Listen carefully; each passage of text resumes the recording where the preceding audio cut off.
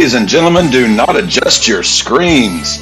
It is the launch of the RAWBall interviews. It is I, the captain, along with Matty Housen, and our first guest, one of my favorite people of all time, a gentleman I've known since I was about probably 9 or 10 years old, probably the most influential man in my life when it comes to my love of music, my learning of music, my appreciation for all things Dave Letterman, Frank Zappa, you name it. It is the one, the only Dave Holland. I have been waiting for this for so long. Thank you, Dave, for finally fitting us in. Thank you. I'm sure I'm blushing. I mean, I can see myself on the screen, but the lighting is strange enough I can't tell. And all things Rocky Horror Picture Show. I got to throw that one in. Yeah, he who turned me on. And by the way, you are so sexy in a dress. I love the video. It's actually a surgeon's gown. When we started off with that, my wife had taken just some old, I don't know, green fabric we had laying around, and she made me a gown. And I actually bought a real one, so it would fit, and my butt would be covered up. Dr. Frankenfurter lives. Well, in the spirit of that, a toast. I remember those stories you're telling me back in the day, whenever that was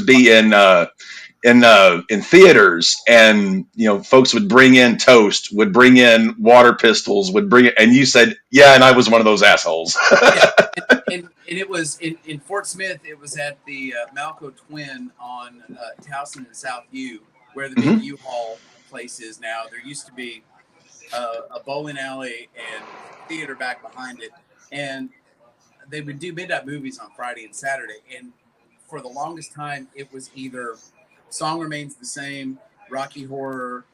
Once we got into the about 85, they started showing Iron Maiden Live After Death, and I was there for a lot of those.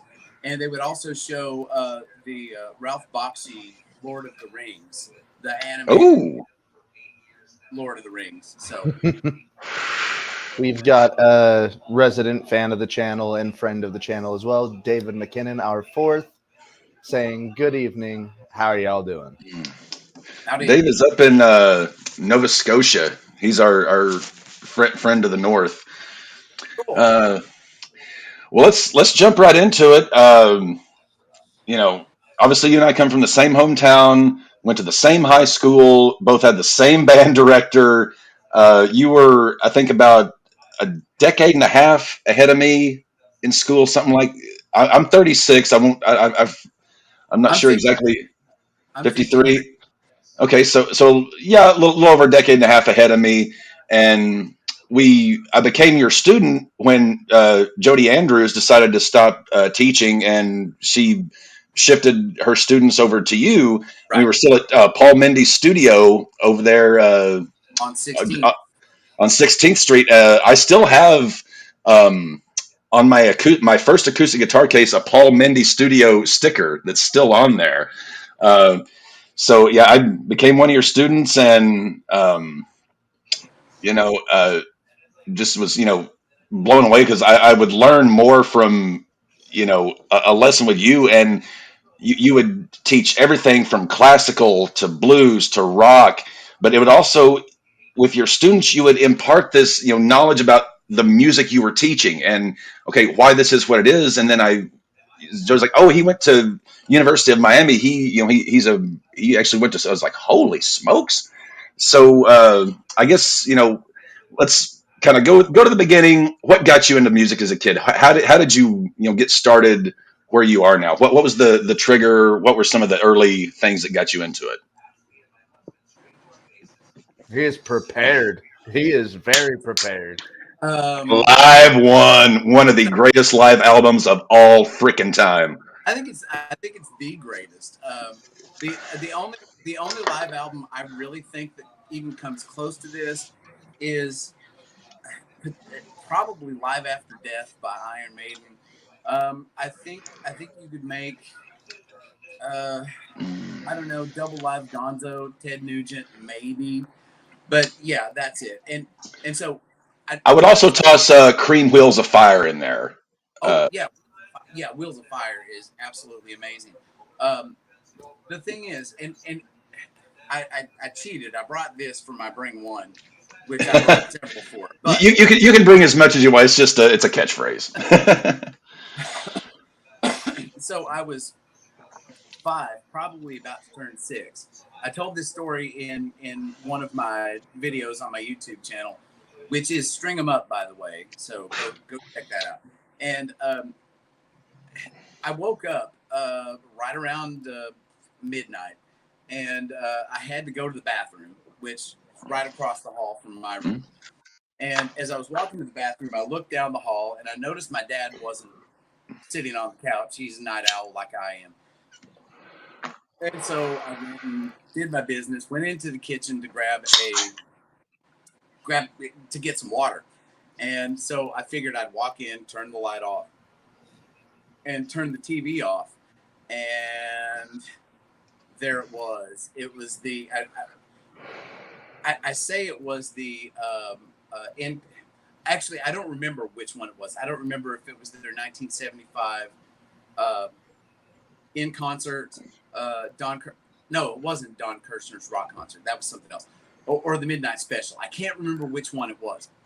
But it's like I had been reading comic books since I was about 4. And I mean, I learned to read real early. So and I knew what aliens were. I knew what superheroes were. And whatever it was on the TV in front of me, it was a bunch of superheroes and aliens that created a rock band. And I was all in. I mean, I was all in. And so it was seeing Kiss probably on the Midnight Special or again, ABC's in concert. I don't remember. This was 1975. I was about to turn 6. I was all in. So it's real interesting. This was actually from, this would have been 75. This would have been early 75. So it was this Kiss that I saw. And yeah, that's what got me into it. I had always liked music. Mom and Dad had Neil Diamond records and Santana records. My mom had Beatles. So, you know, I was listening to stuff, but yeah, seeing Kiss on TV. And here's the kicker. All we had was a black and white TV. So I was seeing Kiss in black and white on the TV. Well, all the costumes were pretty much all black and white. I was about to say, luckily they were in black leather and white and black face paint. Yeah, it's all black and white. So I guess I wasn't really missing much, but yeah, that's the thing. And so until I got my first Kiss record at in '77, Love Gun was the first record, Kiss record I ever got. My uncle Bob got it for me, and in that intervening time, I guess it was like 2 years, I would 75 to 77, something like that. Yeah, I got it for my birthday in '77, I think, and I would just look for Kiss at every opportunity, and I did see them on the '76 Paul Lynde Halloween special. And so yeah, anytime I would just look for Kiss, and we'd go to Walmart, and I would go to the record aisle just to see Kiss records. So yeah, that was the thing. And to this day, Ace Frehley is still one of my top favorite, probably even top 3 guitar players. Yeah, that's what got me into music. I was just thinking that album, you know, Kiss Alive, you know, Jimi Hendrix's stuff, Zeppelin. How hot of an engineer was Eddie Kramer at the time? I mean, he was. You look at so many great albums in the '70s. He was the engineer on them, and to this day, it's like I wish he was, you know, doing more stuff, because like I've never heard anything Eddie Kramer has done that I disliked. Anything he was the engineer on. I absolutely agree. Yeah, absolutely. And you know, he did a lot of stuff at the record plant in New York, and I'm assuming he was also doing stuff in LA as well. But he's on all that stuff. And you know, I'll just mention this. I won't go into the story because I don't know the details of it. But yes, Ace Frehley is one of the more underappreciated guitar players. He hit some of his stuff is hard, especially if you look at the lead break on "Let Me Go Rock and Roll." I've been Yeah. over the past year and a half. I've been trying to learn a lot of Ace's stuff note for note, and that solo on "Let Me Go Rock and Roll," also on "Rocket Ride" and "Shock Me." Those are some tough solos. Like Utah first solo I ever was called Jen taught it to me. Now say that. The solo to Cold Gin. That was the very first solo I ever learned, note for note, and you were the one who taught it to me. It was probably the third solo I ever learned note for note. Yeah, he's a really underappreciated. Apparently, Kiss somehow got Eddie Kramer because Bill Aucoin, Their manager from Casablanca. Yeah, from Casablanca, he was able to wrangle it, and they said, "Look, we'll sign with you, but only if you can get us Eddie Kramer to produce the demo." Yeah, and they did. Yes. So, Well, they were Wicked Lester at the time, and they were owed some money from a record company, and it was some kind of a deal where we'll trade the money for Eddie Kramer. It was Bell Sound Studio in New York. I don't remember what part, Manhattan or Brooklyn, but yeah, it was Bell Sound Studios. Anyway, sorry, that went into the weeds real fast. So we're gonna need a weed eater and a lawnmower. We're gonna need a hay baler by the time this is all done. So you got into Kiss. You started. When did you get your first guitar? Start playing? Okay, so 77. It was a big year. I got Love Gun for a birthday present, of course. And again, it's my Bring One again. This is one of the Bring Ones, and I was 7 years old when this came out. 77, yeah. So there was Kiss, there was Star Wars, Micronauts. Micronauts toys. They were awesome. They were Mego toys from Japan. Amazing. And so it was a really awesome year for stuff like that. God, I already lost my point because Well, I was saying 77 when Star Wars came out. The number 2 grossing movie that year was Smokey and the Bandit, and the reason I mentioned that is because you are a fan of country and bluegrass, just like I am.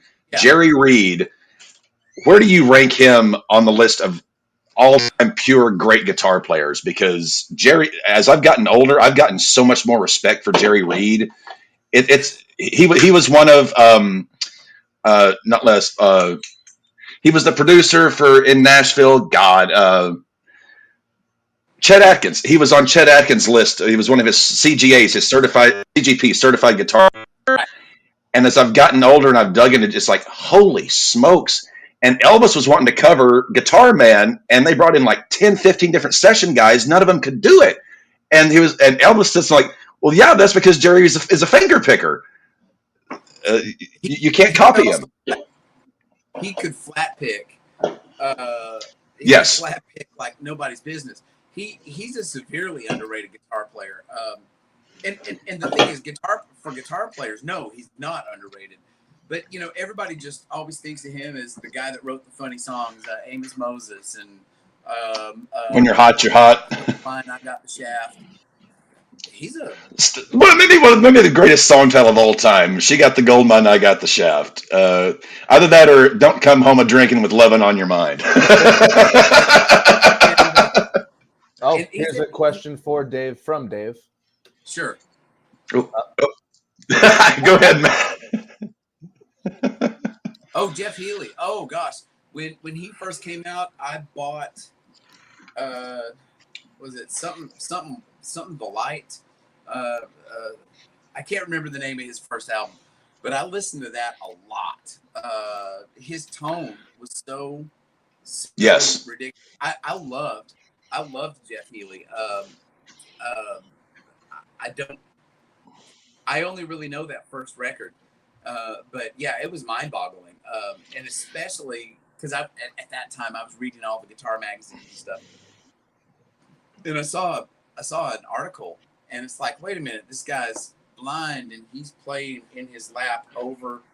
hmm And yeah, it was devastating and just terrifying guitar player. Terrifying. See the light. That's it. Terrifying guitar player. I loved him. Yeah, and sadly, most people who know him only know him as the guy providing background music while Patrick Swayze kicks ass. Yeah, and to this day, I will take all the slings and arrows of outrageous fortune. I fucking love Roadhouse. It's one of those movies that is so horrible, it's good. You know, here's my thing. Everybody's got their movies they like. For me, and I saw Roadhouse, and I guess it was okay. It never. Yeah, it's an okay movie. It's just it's aged better than a lot of It's like the Mortal other stuff. Kombat films. Eh, The first one. It's like the first Mortal Kombat. It's like the first Mortal Kombat film. We're not talking about Annihilation. We're not going to talk about Annihilation. Now for me, that set of movies that are indelible, it's everything from about 77 to about 83. And that includes, of course, Star Wars: Close Encounters, Smoking the Bandit, Stripes, Yep. Private Benjamin, Animal House, any of those stuff. So yeah, for me, the movies I always go back to are not Roadhouse. They're a few years earlier than that. All the John Hughes movies are also included. Yes. In Actually, I cannot go through Thanksgiving without watching Planes, Trains, and Automobiles. Like, I have to watch that every Thanksgiving. And that's the one everyone forgets. Everybody forgets that movie for some reason, and I don't for the life of me know why. It's amazing. Me either. It's a classic. Even I know that's a movie that's a classic. Where's your hand? Between two pillows. Those aren't pillows. Well, and the scene where they're going, I haven't seen it in years. They're going through a tunnel. Oh, yeah, and they're going through the tunnel, and the truck is coming at them. Yeah, and they're sitting in front. Yeah, that movie is absolutely brilliant. Well, Steve Martin is.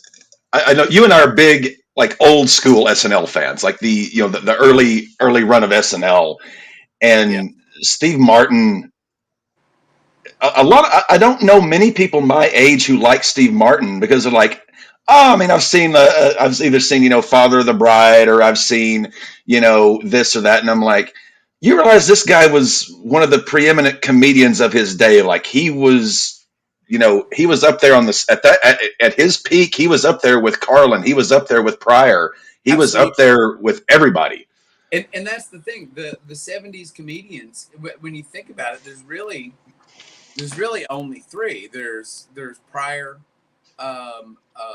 Steve Martin, and Carlin. George Carlin. And when I was still living over on 19th Street, and you were taking lessons, you brought me, it's like 7 CDs of Carlin records that I didn't have. Yes.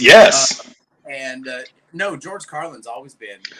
Well, that was because I was in college at the time, and it was sophomore year, and my final paper for my sophomore Comp 2 class, and I had this professor. I still to this day cannot remember his name. He was just the toughest grading son of a bitch I'd ever dealt with, and I was doing pretty good on all in the class. I was getting like C pluses, B minuses, and I couldn't crack the code.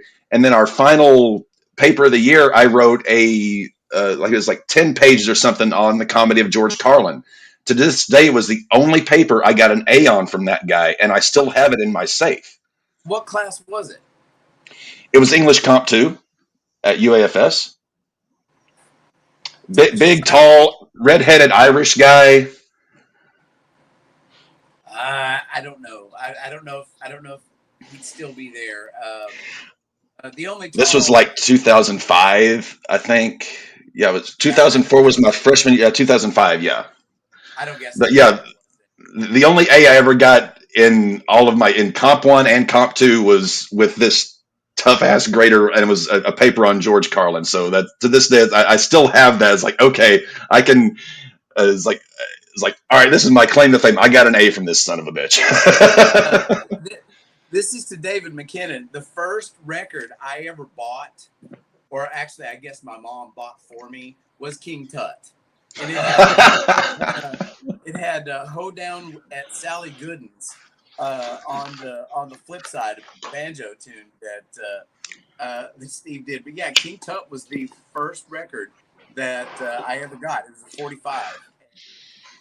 So yes, King Tut and I go way back. I was 7 years old, and I was a Mad Magazine, Spider-Man, Batman, Buck Rogers, Star Wars, Kiss listening kid. But yeah, King Tut, that was a big deal. And I was actually watching Saturday Night Live the night. I mean, I was watching Steve live do that Yeah, whole King Tut where the guitar comes down yeah. from the ceiling while he's wearing the thing, and he plays this atonal guitar solo. I was watching live that night.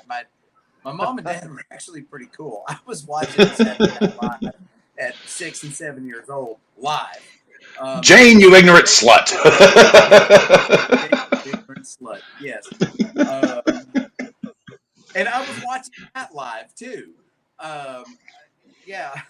So I guess a lot of this explains my sense of humor and why I like things I like.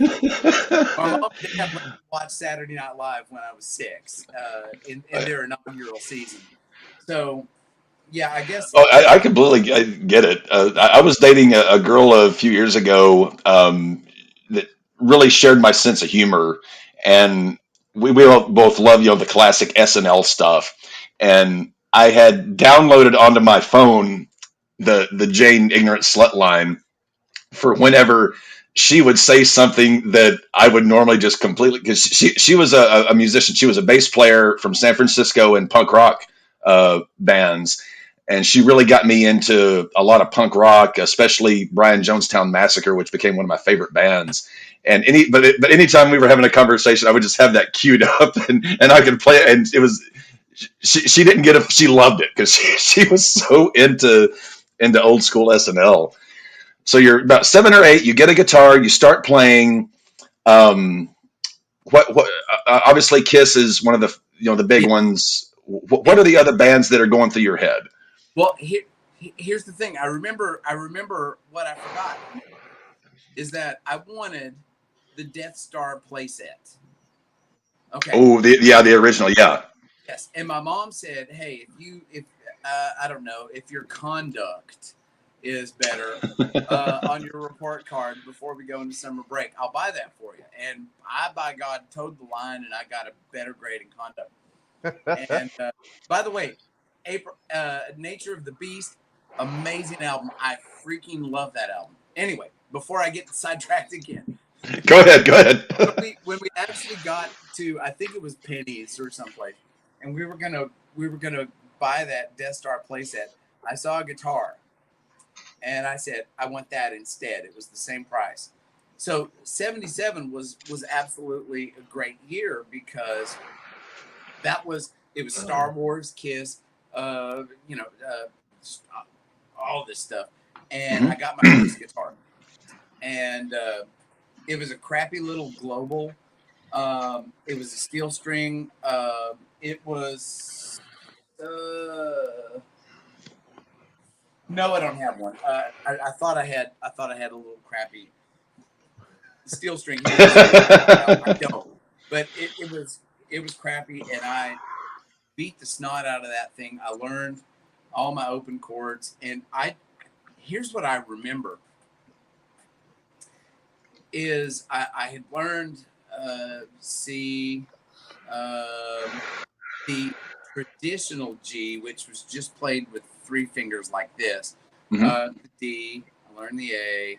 I always had problems with the E for some reason, but I learned A minor, E minor. I learned all of those, and The I can basics. remember being 8 and sitting on my bedroom floor and figuring out songs, even if the radio wasn't on. And the first song I actually figured out, it was in the wrong key, but the first song I could sing and play together, that was not, a Christmas tune or a folk song, wasn't, Tom Dooley or something like that. The first song I ever actually learned was Kiss's cover of "And Then He Kissed Me" by the Dixie Cups. I've never heard that. It's on Love Gun. It's "And Then She Kissed Me." It's the final song on Love Gun. And See, I've never had the Love Gun album. I've listened to bits and pieces, but I've never actually owned the album. here's the thing about Kiss. And I'm gonna do an episode about this on String 'Em Up at some point. Is the 9 greatest 6-packs in rock music. Obviously, if I was talking about physique, it would be David Lee Roth. Best 6-pack in the business. Yeah. But I'm talking about the bands that can boast 6 amazing records in a row. Yeah. So Kiss is one of those bands. Those first 6 Kiss records. Kiss, Sabbath, and Zeppelin are the 3 that come to mind. Just banger after banger. Zeppelin, Van Halen, the first 6 Van Halen, the original David Lee Roth records. There's Van Halen. Kate Bush has a 6-pack. I mean, great video, by the way, that you did on Kate Bush. That was one of my favorite videos to do, and I'm glad that was my biggest video. But yeah, I've got a list of all these bands that have Iron Maiden, the first 6 Maiden records. If not for you, I would have never listened to the first Iron Maiden album I bought. I think it was sophomore year of college. I was still taking lessons from you, and I bought Number of the Beast was the first Iron Maiden album that I bought. And I remember I was at Hastings in Fort Smith before it closed down, God rest its soul, and I put it in the car, and I was about half, 3/4 of the way through it, and I was just about to get to the turnoff where I go to my mom's house where I was still living. I was like, nope, screw it. I kept on driving to finish that album in the truck where I had the sound all the way up. And those first 6 Iron Maiden records, they're amazing. All of these bands, and yes, Kiss is one of those 6-pack bands. There are a couple of bands that have double 6-packs, or the way they may have 8-packs. I don't know. Or, but the thing is, that for my list that I'm going to make, it has to be consecutive, right? Ridiculous records. And Black Sabbath, yeah, they've got their 6-pack up. AC/DC, their first 6 albums. Yes, AC/DC's first 6. But this was another of my bring one. Oh yes. Oh. That Sabbath album number 6. And it's my favorite Sabbath record. Sabotage is your favorite. I thought Masters of Reality was your favorite for some reason. Master of Reality's 2. Okay. If you watch my video, I say it's between this and Master of Reality. It's between Sabotage and Master of Reality. It's Sabotage. I did that in the video. I remember I was, I'm telling tales on myself. It was the summer of 2005 between my sophomore and junior year of college. I'm sitting with some friends whom I will not name. We were imbibing substances that I will not name. And we were listening to music. Yeah, something like that. And we had been listening to Zeppelin. We'd been listening to because they were big Zeppelin fans, and I hadn't listened to a lot of Zeppelin at that point. But they also didn't really know much about Black Sabbath, and yes, and they had never listened to a lot of Sabbath. So I put on Masters of Reality, Sweet Leaf. And I said, listen to Tony Iommi's solo on Sweet Leaf. This guy is just an absolute like you listen to that album, like his guitar work on that album is, I mean, it's Tony fucking Iommi. He doesn't Well, he fucking rocks. But after that, they were like, holy shit, Sabbath is just as good as Zeppelin. I was like, yeah. well, and here's the thing about Sabbath. By the time they got to, it started happening on Volume 4. Mhm. They started having this progressive streak to them, and part of that was because yes, we're typically recording records in the studio next to Sabbath, and apparently Rick Wakeman and Ozzy were like drinking buddies or something, and Ozzy would say, "Hey, we're doing this song. Come over and play with us." And so all over Rick Wakeman's all over Sabbath, Bloody Sabbath, which was real progressive. That was the 5th album. Yes, and then this one, Ozzy commented, "Oh yeah, that was kind of like us trying to be Pink Floyd or something." And it's like, well, it works because I mean, yes. let's think about it. This album has. Some people will tell you it's the birth of thrash metal, with between "Hole in the Sky" and "Symptom of the Universe." Hole in the Sky. Whenever Sabbath was inducted into the Rock and Roll Hall of Fame, Metallica did their introduction, and the 2 songs that they played were "Hole in the Sky" and "Iron Man" as the 2 songs that Metallica thought were the ones that most got them. But I never heard the Pink Floyd comparison, but yeah, Volume 4 has changes on it. Yes.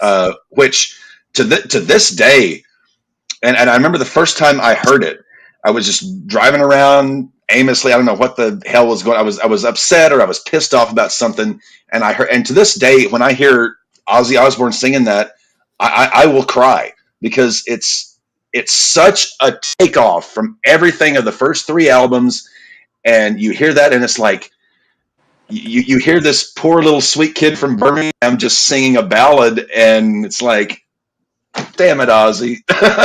Solitude does that to me also. By the way, Harrow I've heard of, and Tragically Hip I know is Dan Aykroyd's favorite band.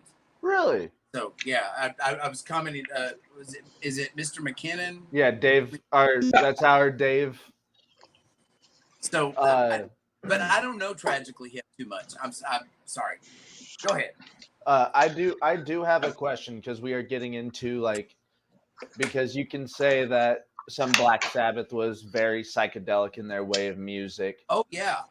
We're talking about a lot of rock and metal, which I absolutely love. I'm a huge metal fan, but I want to know your thoughts, because around the same time was Jimi Hendrix's time, before he tragically passed away. What are your thoughts on him and his guitar playing style?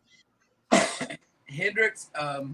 Here's my thing on Hendrix. I adore Jimi Hendrix. I have still to this day. Are You Experienced is one of my all-time favorite albums, but I haven't listened to it in 10 years. I don't feel like I need to, and I know this is a weird sounding thing. I don't feel like I need to hear Are You Experienced anymore. Sometimes I will, just to get it physically in my ears. The thing is, I can sit down when the kids are asleep and my wife's gone to bed and the house is quiet. I can sit down and I can listen to that record without putting it on. I've listened to it so many times I can just hear it. Are You Experienced is my favorite. My second favorite Hendrix is Band of Gypsies. I like over Electric Ladyland. Yes. Okay. Yeah. Okay, I have to ask here, because I love Electric Ladyland. To me, is Hendrix's masterpiece. Like that's my go-to Hendrix album. I love Band of Gypsies. I've got it on. I've got all of Hendrix's stuff on vinyl downstairs, and I love Band of Gypsies. Why Band of Gypsies over Ladyland? Because I feel like Ladyland wanders too much. For me, it's kind of the experience of I've seen the Dead twice, and okay, when I was down in Miami, all my buddies were like, "Hey, you got to go see the Dead with us," and it's like, okay, yeah. I went and saw him, and it was like, guys, that show was gross. I hated it. I And have to confess, I confess 4 times. and, and so they In Miami, nonetheless. In Miami, nonetheless. and they said, oh, it was just an off night. We'll go see him in Orlando. So it was like the next year. It's like, okay, I'll go see him. I don't know if it was Orlando, wherever it was. And it was like, guys, that concert sucked. I hated it. And, That's bad. That's bad if you go to a concert and say you hated it. I mean, it's like,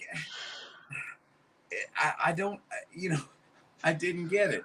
And so I kind of, and the reason I didn't like seeing the Dead in concert is I felt they wondered too much.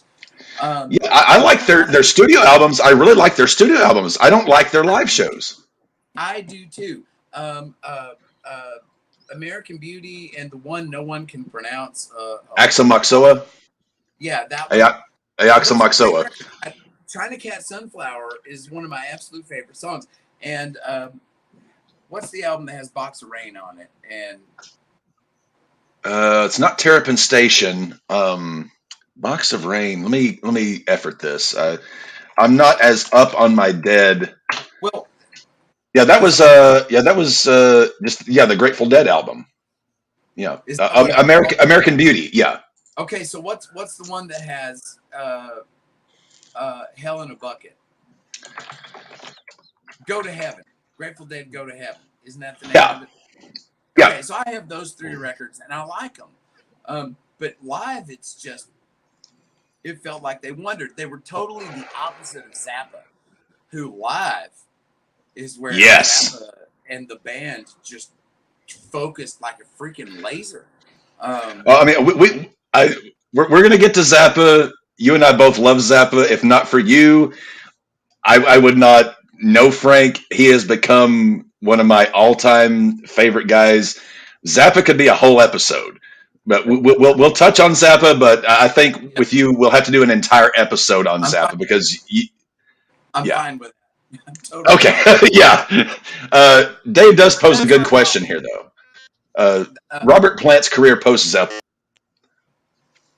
I really like 11. I think was the first one. That's the one with Big Log and In the Mood, if I remember correctly. And I love the Alison Krauss album. I remember being at the shop, the Musicians Exchange in Van Buren. Yeah. I remember being at the shop one day. Are strings still 2 for $1? Half price, yeah. I bought so many strings there when I was living down there. I've lost count. And so it started snowing about noon, and I started heading home. And I was I had just bought the Alison Krauss. I want to say Shifting Sand, but yeah, I know it's not Pounding Sand. Whatever the name of that. Pounding Sand. No, that could have been a Zeppelin album, Pounding Sand. Yeah. So, but yeah, the record with Alison Krauss is so fantastic. And I'll be honest, I love the Page Plant thing with the drummer and bass yes. player. Walking into Clarksdale is such an underrated album. Clarksdale is freaking awesome too. I've got that. But ooh. I love the fact that Raising Sand, yes. No, great album. Absolutely love it. Yeah, I'll listen to almost anything Robert Plant's on. Love the Honey Drippers. I thought that was a great album. Of course, it also had Page and Beck, and I don't remember who. It had Page and Beck and not Ronnie. Ronnie Lane, I think, played bass on that from the Small Faces and the Faces. No, the last band I was in, we did a cover of a Faces tune, and it was so fun. It was, wish I knew now what I knew then, which is such a fun. It's 2 chords, but our singer could just nail Rod Stewart's vocals so well, and I remember that was like my tiny exposure to the faces. So, have you ever listened to the first two Jeff Beck records? We had this discussion in email. I am so ignorant to Jeff Beck, and I would here is the amount of Jeff Beck I've listened to. I've listened to one of his more recent albums. I call it the Eagle album. It's got an eagle on the cover of it. I listened to it when it first came out, and then I watched him on I had the Clapton's Crossroads DVD with his bassist. Tal Wilkenfield. My God, that is a bad bitch. Not only does she play like Jocko, she is yes. more fun to look at than Jocko. Yeah, Jocko looked like he hadn't had a shower in about a month. Yeah. Tal is not only gorgeous, but holy smokes, can that girl play? She was like 19 years old and playing Yeah. with Beck. And it wasn't. Who was the drummer? Was that Bosio that was playing? Yeah, I mean, the Dallas, Texas show, 2004. Yeah, and Tony Hyman was playing keyboards, and no, that band was terrifying. And Tal, oh my God, she's been playing guitar recently, and she's a really good guitarist too, playing a lot of acoustic guitar. No, Tal, I didn't even know that. Yeah, she's terrifying. I tell you, my modern female musical crush, apart from Billie Eilish, who is just, I love Billie Eilish, but Natalie Stovall. That girl, you never heard of Natalie Stovall? Not that I know of.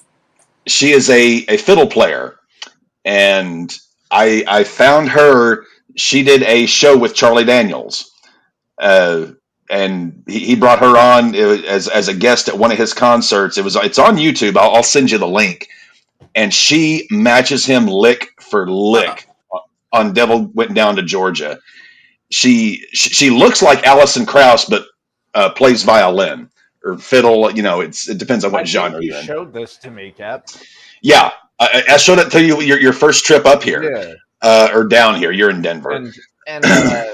And speaking of female guitarists, Nita Strauss, the guitarist from Alice Cooper, has been killing it on her solo and duet shit. Love some Alice. My wife and I went to go see the Iron Maidens about 4 weeks ago. Now Nita doesn't play with the Iron Maidens anymore. But that was how I found out about the Iron Maidens was Nita Strauss. It's like, oh my God, that's Alice Cooper's guitar player. But I did get to see Courtney Cox playing with the band, and my wife and I got a picture with Courtney. It was really cool. But no, Nita Strauss, holy hell. No, and again, she's another one of those that is. If you haven't had the chance yet, Dave, she's got an album called Pandemonium where the majority of it is all instrumentals. I've heard about it, but I've never heard it. But no, Nita. I've watched a lot of Alice Cooper stuff on YouTube, so I've seen her play a lot. I've also watched a lot of Iron Maiden stuff with her, and no, she's amazing. Here's my thing. I think my wife might be watching, so anyway, if I have two musical female musician crushes, they are Sveta from Autokin, and if you've never seen Autokin, you gotta check him out. It's the most ridiculous thing in the world. But she plays jaw harp, and just absolutely ridiculous. Very few people play the jaw harp. That's pretty impressive. But it's kind of it's one of the characteristic instruments of Siberia. But yeah, Sveta from Autokin would be my girl musician crush, but also Wendy Shawn. And here's where I'm letting the cat out of the bag. I'm a big Iron Maiden, Black Sabbath. Oh yeah. Testament. I have a girl group K-pop problem. Yeah, I never thought I in did not expect that. almost 30 years of knowing this man, I would hear those words escape his lips. But hey, K-pop. Even I can't get into K-pop. Oh, no. If you can't, matter of fact, I hope you can see this. yeah, I see. It's my K-pop stuff. Wendy Shawn from Red Velvet. My lady does know Red Velvet. I have never. I'm not, and I'm even talking about Kate Bush here. I'm not sure I have heard a singer like Wendy Shawn ever. She easily has the range of Kate Bush in her early records when she had like this 4.5 to 5 octave voice. Wendy easily has that, but she's Korean, but she went to a Canadian school and speaks fluent English, and she's the one, if there's English lyrics in the song, she'll deliver them. That girl is terrifying. And not only that, she's really, really cute. She has a really strange nose. But and here's the thing, when it comes to K-pop, there are biases in the group. So your bias is your favorite member of the group. And my son, Donovan, he's 3. He has biases too. And he still, so when we watch a Red Velvet video, it's like, who's your favorite? And he's like, Yellow. Okay, well, what is Yellow's name? Solgi. Okay, cool. Who's Daddy's favorite? Blue. What's Blue's name? Wendy. And he knows all that, because all the girl groups have colors and fruits and animals that are associated with it. But yeah, Blue from Red Velvet, Wendy Shawn, and Sveta from Ottokin, they are my 2 female musician crushes at the moment. And it's not just because they are really attractive. They're freaking amazing. I mean, Wendy Shawn, my God, her voice is terrifying. So I want to issue a challenge to both of you and to anyone who might be watching this. Hey, I'm keeping notes like a good student. Well, I've got a playlist on Spotify. What I'll do, I guess, when this gets logged for replay, I'll include a link to my playlist, and it's all my favorite. But I do have a girl group K-pop problem. I just love all these girl groups. It's much better than and the thing is, I have a 3-year-old, and we're trying to keep him away from that song. And he'll go do by dee da ba do, and it's like, no, here, let's put on. Different song. Yeah, Alabama by Red Velvet, and he forgets it.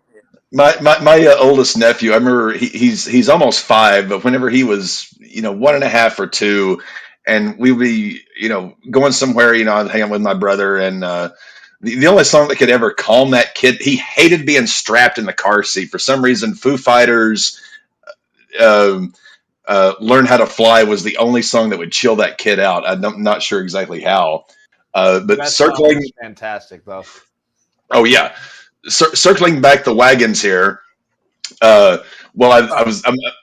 Speaking of Foo Fighters, that leads me to Lemmy Kilmister, and it's a tangled web in which we weave.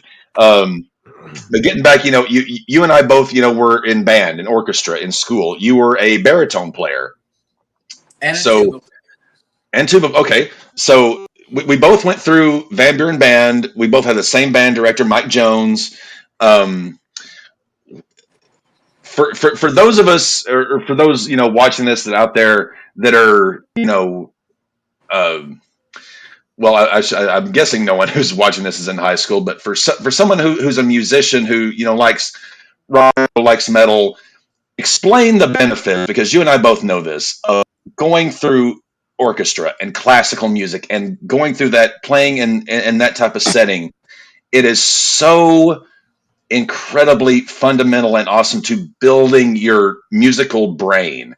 Yes. What is it that that you gathered, in middle school, junior high, high school band, even college band, that to this day, you still fall back on? Because for me, it's sight reading, it's theory, it's composition, it's understanding keys, it's being able to. I can only read in treble clef. I was in apologize. choir. You I played was in choir for over.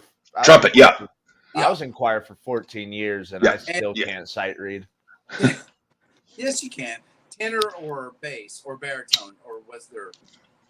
What was your I was bass. bass? Okay, I sang at bass. okay. Daddy sang bass. Mama sang tenor. Sorry, I had to. Me and little brother in the sky, Lord, in the sky. God bless Johnny Cash. Sorry, go ahead. Maddie and I are the biggest two biggest Johnny Cash fans on the Love fucking Cash. planet. We are. Whenever me and this guy hang out, it is probably going to be Johnny Cash that's going to be playing. Awesome. So for band, the biggest thing for me, I have a couple of ways of viewing band. I loved being in band for until the end of my junior year, and that was not any fault of band itself. It was the fact that I started taking classical guitar when I was in 11th grade, and I could do it all myself, but because you played bass, the chords and the melody all at the same time.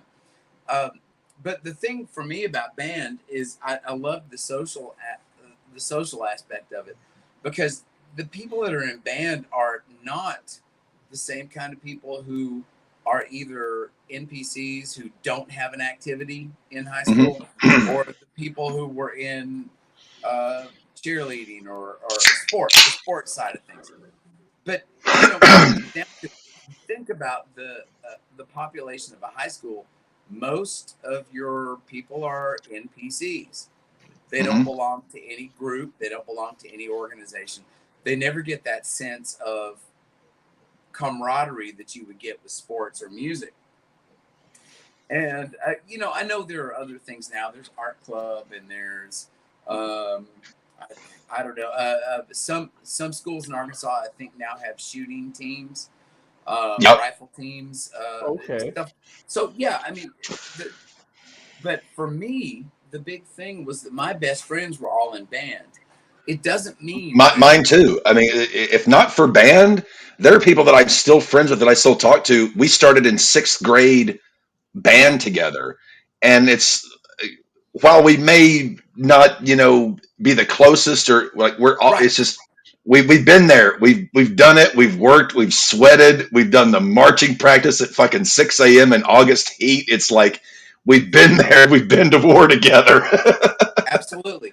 And that's the thing, when you're playing in band, you're all working towards a common goal, which is to make this piece of music sound the best that we can make it sound. And I love that. I love that cooperativeness about it. And where I went astray in band was when I started playing classical guitar, and I realized I don't need all these other people. I can play the bass, the chords, and the melody all by myself. And I was just young enough to latch on to that aspect of things in a very selfish way. And for a while, especially once I got into college, that was my thing, is I can do everything myself. I don't need anybody else.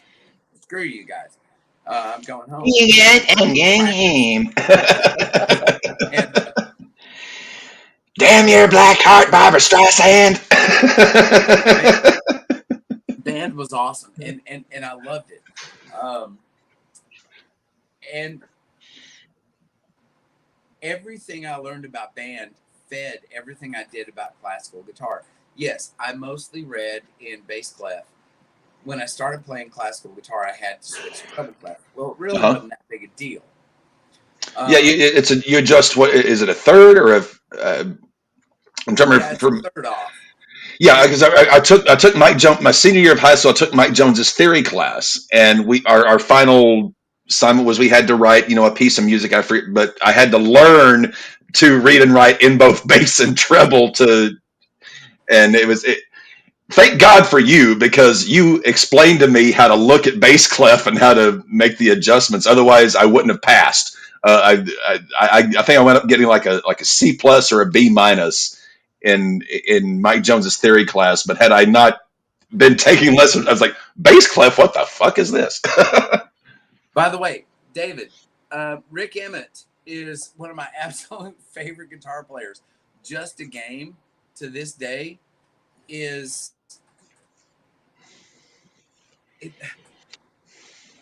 I don't know how else to describe it other than the fact that Just a Game is a perfect album. It doesn't mean every song is the best album Triumph ever did, but that whole album, as it is perfect. I cannot imagine hearing Suitcase Blues without hearing Just a Game and is it American Girls? I can't imagine hearing any of those songs outside of the context of any of those other songs. Rick Emmett and Rick Emmett, this actually is very germane to the conversation. Rick Emmett's one of those guitar players who plays jazz, Midsummer's Daydream, Jesus Christ. Rick is one of those guys who can Dave and Dave, we have got a connection here. just as convincingly as he plays classical guitar, and just as convincingly as he plays hard and progressive rock. No, Rick Emmett is one of those absolutely terrifying guitar players. And there's a part of me that has always wanted to be like Rick Emmett, to be a virtuoso in all those fields. And he is. No, Rick Emmett, I don't know what it is about Canada.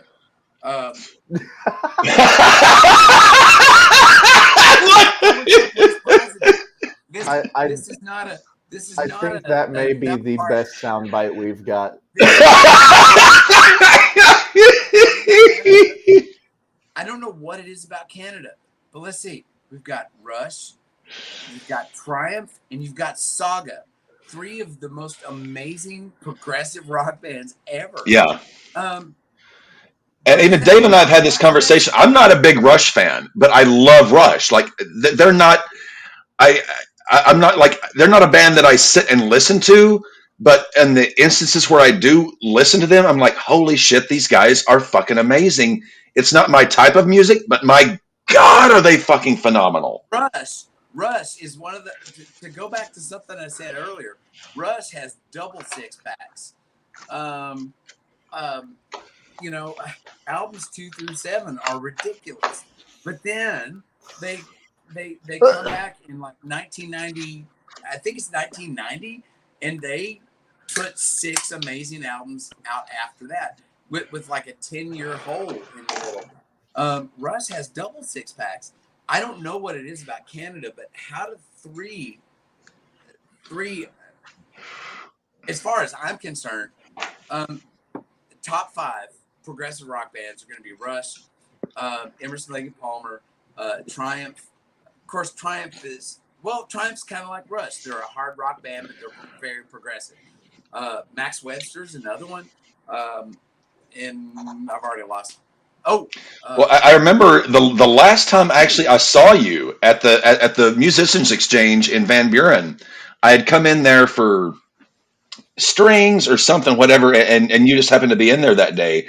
And you had just walked in and you were talking. You had just bought some Emerson, Lake and Palmer vinyls, and you were talking about a concerto on one of the albums, and I was just, I had never known Palmer. I was just I was, you were there, so I was listening to you. It's like when Dave speaks, knowledge flows. And that was Works, Part 1. It's the piano concerto with the London Symphony Orchestra. By the way, before I forget, Claw 2 is another. Aren't they Canadian? I believe so. Yes. Klaatu is Canadian. Klatuu. Klaatu. Freaking amazing band. Again, what's the thing with all these Canadian bands being progressive? Two of the greatest progressive rock bands ever are going to be English. And it's Emerson, Lake and Palmer, and yes, the other three on that list for me are Canadian. I can't think of a damn American rock band that I. Well, I was thinking, circling back to the comment about Joe Walsh. One of my favorite lines Joe Walsh ever gave. It was an interview he was doing at Cal Berkeley, and he said, "There's nothing better than a three-piece band on a good night, and there's nothing worse than a three-piece band on a bad night." So, two things. Keep me in line here. A comment on Joe Walsh, but I'm going to make a comment on the three-piece thing. Have at it. So many times the Crumbs play as a three-piece, and it doesn't matter if it's guitar, bass, and mandolin, or if it's guitar, bass, and drums. But so many times we play as a three-piece, and you're absolutely right. Here's the thing about a three-piece. It's only three of you. Right. You can interact. You add that fourth person. You've got to make sure all three of these brains are in line with each other, because you're going to have a rhythm guy, you're going to have a bass guy, and you're going to have a chord guy. You add another guitarist, you got another chord guy. You got to make sure your two chord guys are in line with each other. So yes, a three-piece is probably the most intuitive way to play, because it's just three of you. You can look at each other and know what the others are going to do. Yeah. At the same time, you are so exposed as a three-piece. Yes. Because, like when the Crumbs play guitar, bass, drums, when I go off to take a solo, there is no rhythm guitar. And what people learn real fast about playing in a three-piece is that you kind of have to do both. Now, this doesn't mean that you're doing like Barney Kessel or Joe Pass jazz, playing bass lines, chords, and melodies all at the same time. What it means is you have to figure out this very rhythmic way to play solos. And think about The Wind Cries Mary by Hendrix. When he goes to the solos, he's playing all these double stop chord solos. You kind of have to do that kind of thing. So for me, playing bluegrass, I'm playing lots of open strings as I'm playing my other licks. And that is usually in response to keeping the bottom or the middle from dropping out when I go to play a solo. Mm-hmm. So yes, Joe is absolutely correct on that. Here's my other thing on Joe. I've been listening to Joe for years. I know his work with the Eagles because I heard it firsthand when I was 7 and 8. I remember the James Gang. But at one point, the James Gang was a 4-piece. And so some of that James Gang stuff isn't so exposed. And here's the thing. You get all these top 10 lists, and it's like you've got Jimmy Page, and Tony Iommi, and Randy Rhoads, and Eddie Van Halen, and Steve Howe, and all these guys. And Joe Walsh is on the list. And I'm thinking, Joe Walsh is a great guitar player. And I love his playing. I love the albums he's been on. They're amazing. I mean, they really are. Yeah. They really are amazing.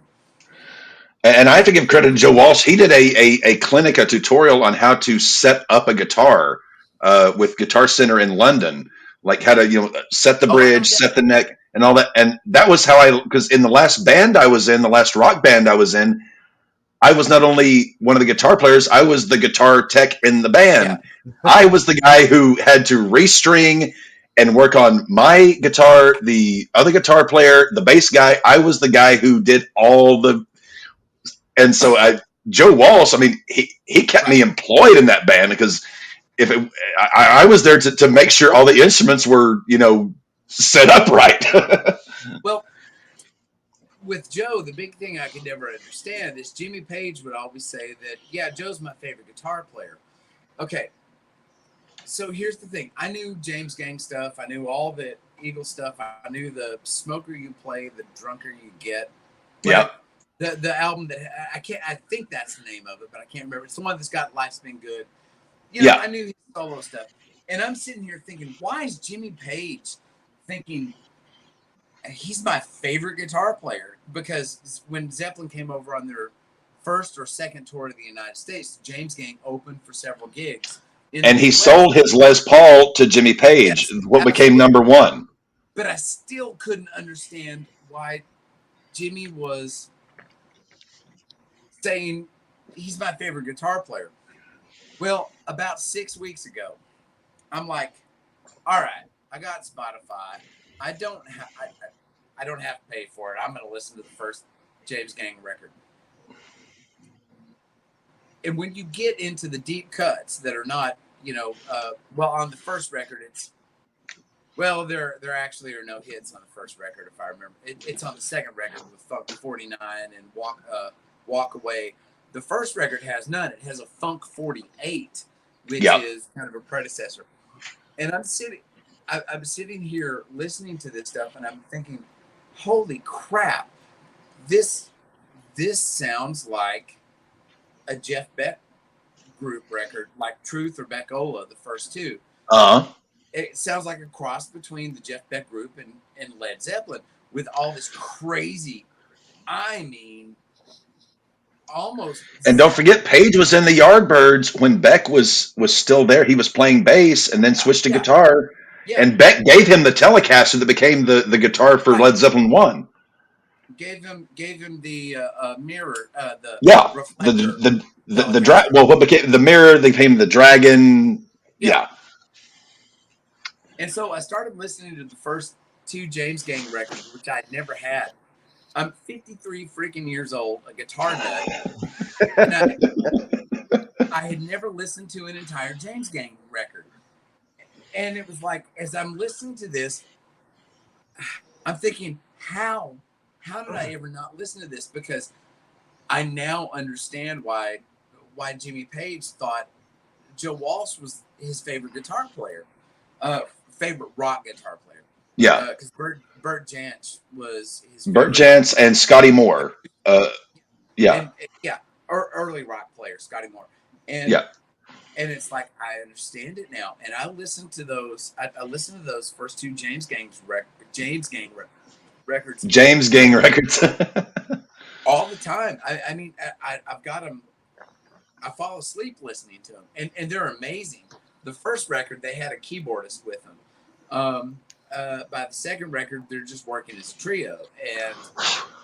And yes, when you get a good trio, it's amazing.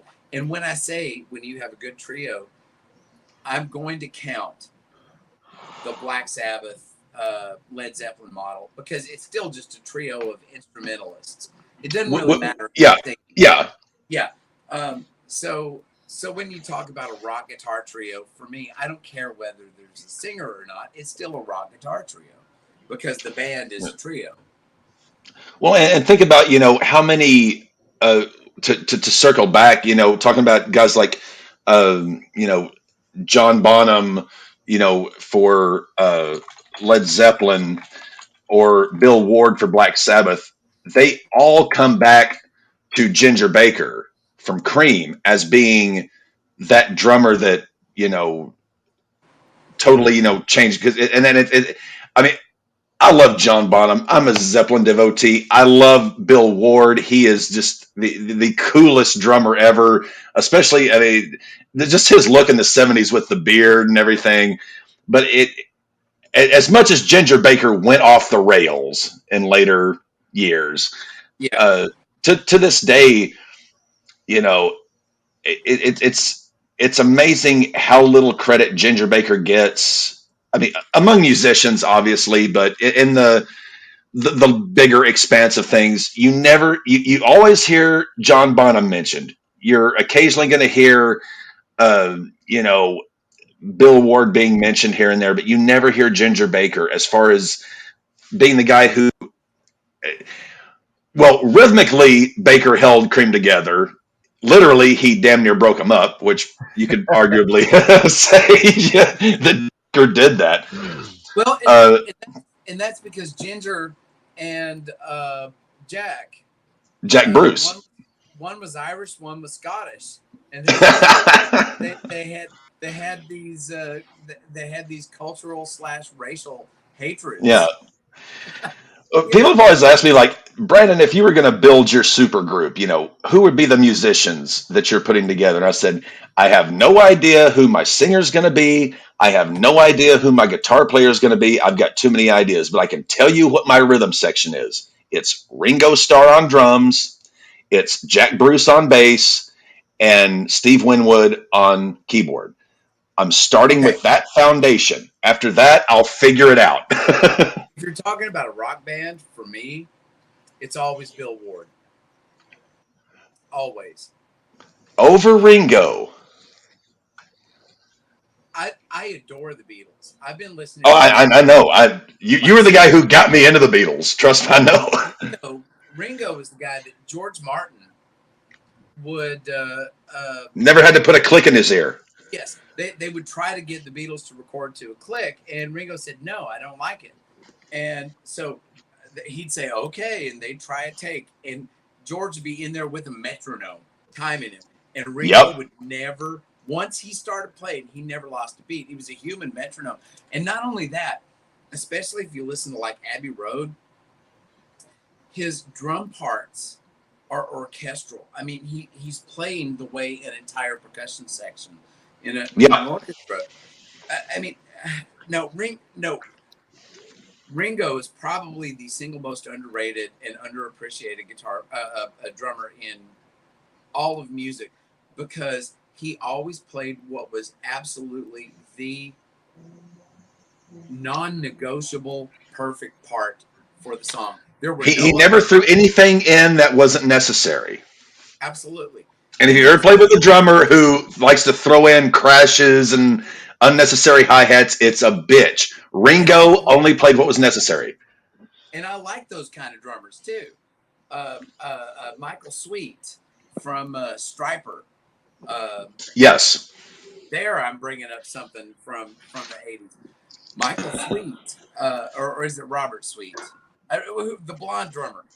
Yeah, he's playing crashes all over, and I love it. I think it's amazing. But yeah, Ringo is the model of the perfect group drummer. Bill Ward, and here's the reason I'd pick Bill Ward. Yes, I know Ginger Baker was a jazz drummer. And I would throw, in addition to Ringo Starr, my second choice, Steve Gadd. No, you can never go wrong with Steve Gadd. Holy shit.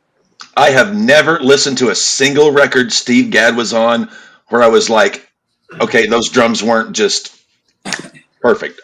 Steve Gadd might be my favorite drummer of all time who's not a big name. Hardly anybody knows who he is outside the music community, but he is a phenomenal drummer. That drum break in Asia Yeah. by Steely Dan, holy crap. And not only God, I love Steely Dan. When it comes to Steve Gadd, there's really only one thing you've got to say, and that's 50 Ways to Leave Your Lover. Yep. All signs. Yep. I mean, where the hell did that drum part come from? And it's like, it's almost like a proving. Oh, Kenny Aronoff, yeah, freaking ridiculous drummer. The HSAS, Hagar, Sean Aronson. Sorry, God, wrong group. Turn off. See, I told you I can't keep.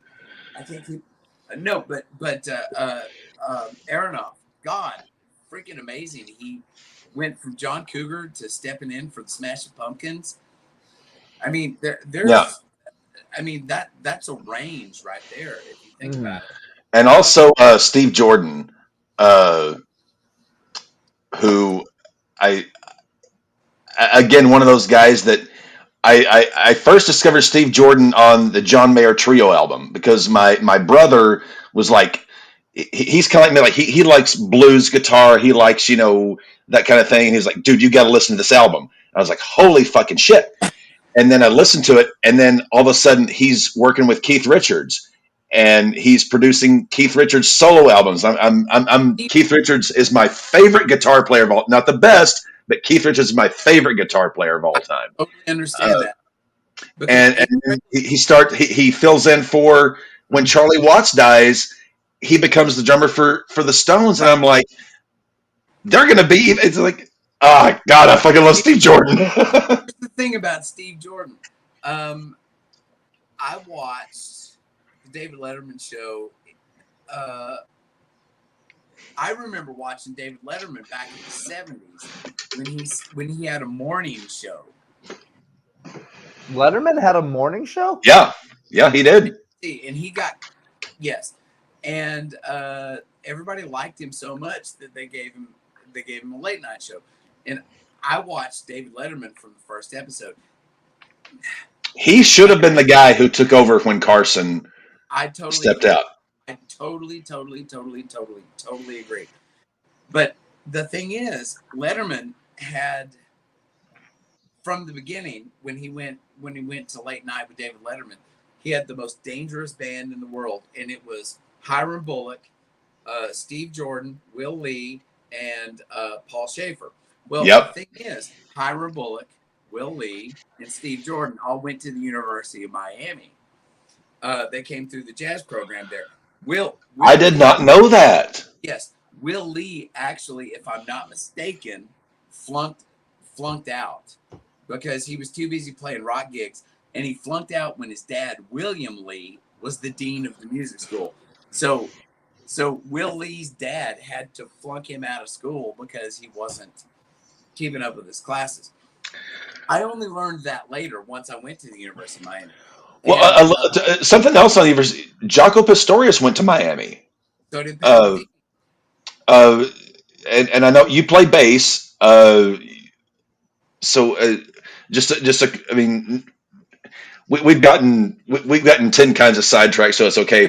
Jaco Pastorius, because every bass player I've ever played with in my life all mention Jaco, either as a huge influence, a medium influence, or just someone that, like, there is no bass player alive that I've ever played with who doesn't mention Jaco in some way, shape, or form. What was it about Jaco?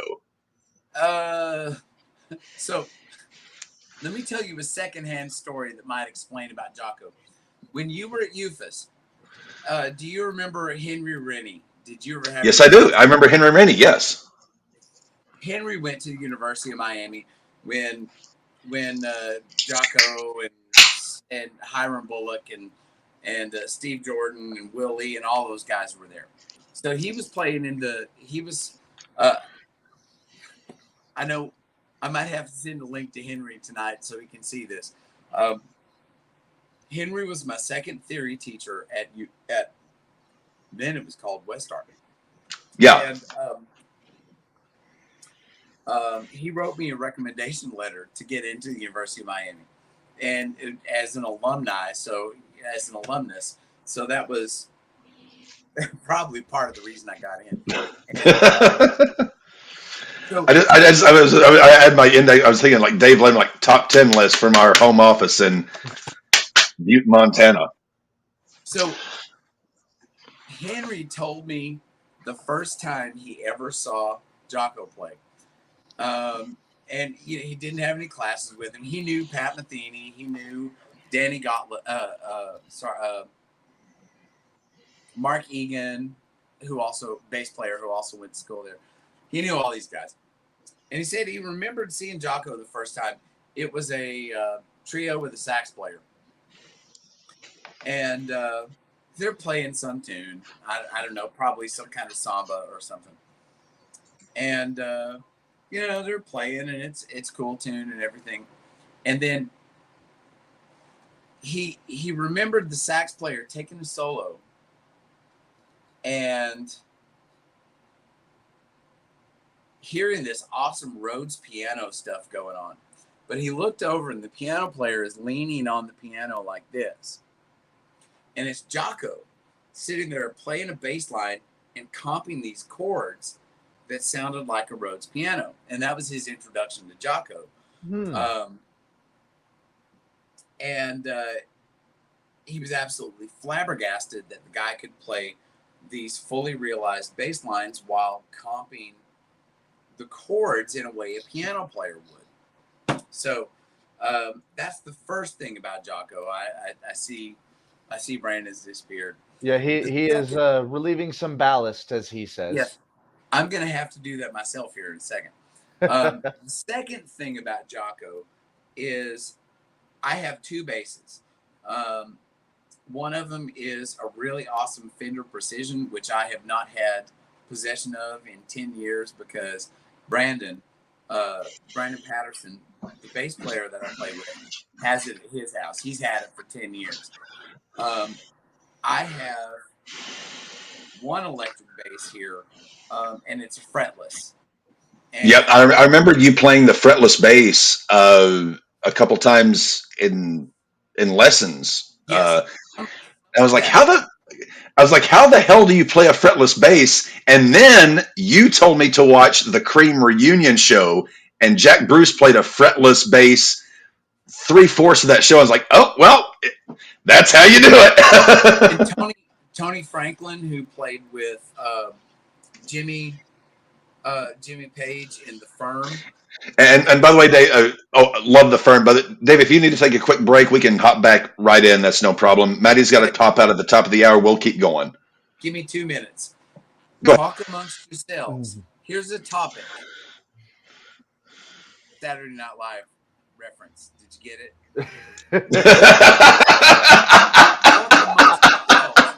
And here's a topic. The Jimi Hendrix Experience was neither Hendrix nor an experience. Discuss.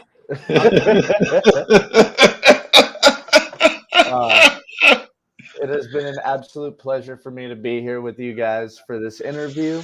Unfortunately, I do have to go.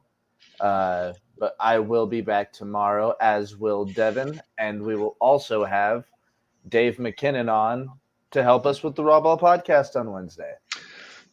Cap shall remain. We will continue this topic. I've barely scratched the surface here, but hey, this is not the first time and the only time we'll have Dave on. Sure. Maddie, thanks for joining. Yeah, we're going to keep this going. Stay safe, stay healthy, stay hydrated.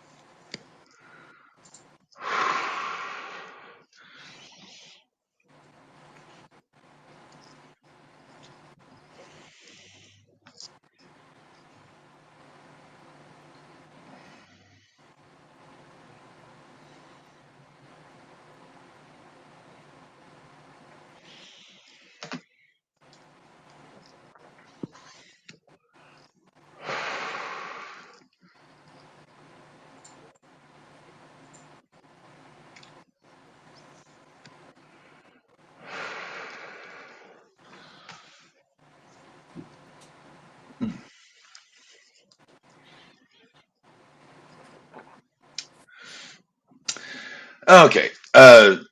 Two quick questions, Dave. How much time have you got? Just I don't want to inhibit your schedule a bit. I've got about another 45 minutes, hour maybe. So Okay. if there are any specific things you need to get to, let's get to Oh, them. nothing specific. I'm just trying to make sure I clock everything appropriately.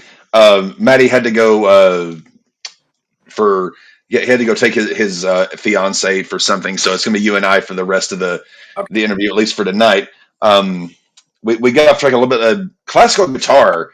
You were mentioning how big of an influence that was on you, and to this day, I know I spent roughly 3-4 months doing classical guitar under you, and strictly as a guitar player, not music. Well, maybe theory is encompassed in this, but I feel that the time I spent working with you learning classical guitar has benefited me more than anything you ever taught me across six strings. And the reason is, to this day, okay, I've got a lot of guitars. Most of the time when I'm sitting around playing, uh, I'm I'm finger picking. I listen to a lot of Towns Van Zant, a lot of Jerry Jeff Walker, a lot of Willie Nelson, and that's kind of what I dig on these days. I don't play professionally anymore. I don't have a band. I just sort of sit and play, for myself. And a lot of time I'm just playing. I'm just finger picking. And to this day, even when I'm just doing, simple stuff, I swear I have these flashbacks to sitting in your studio with with the nylon string up on the knee, and I'm thinking, okay, how would Dave play this? How would Dave approach this?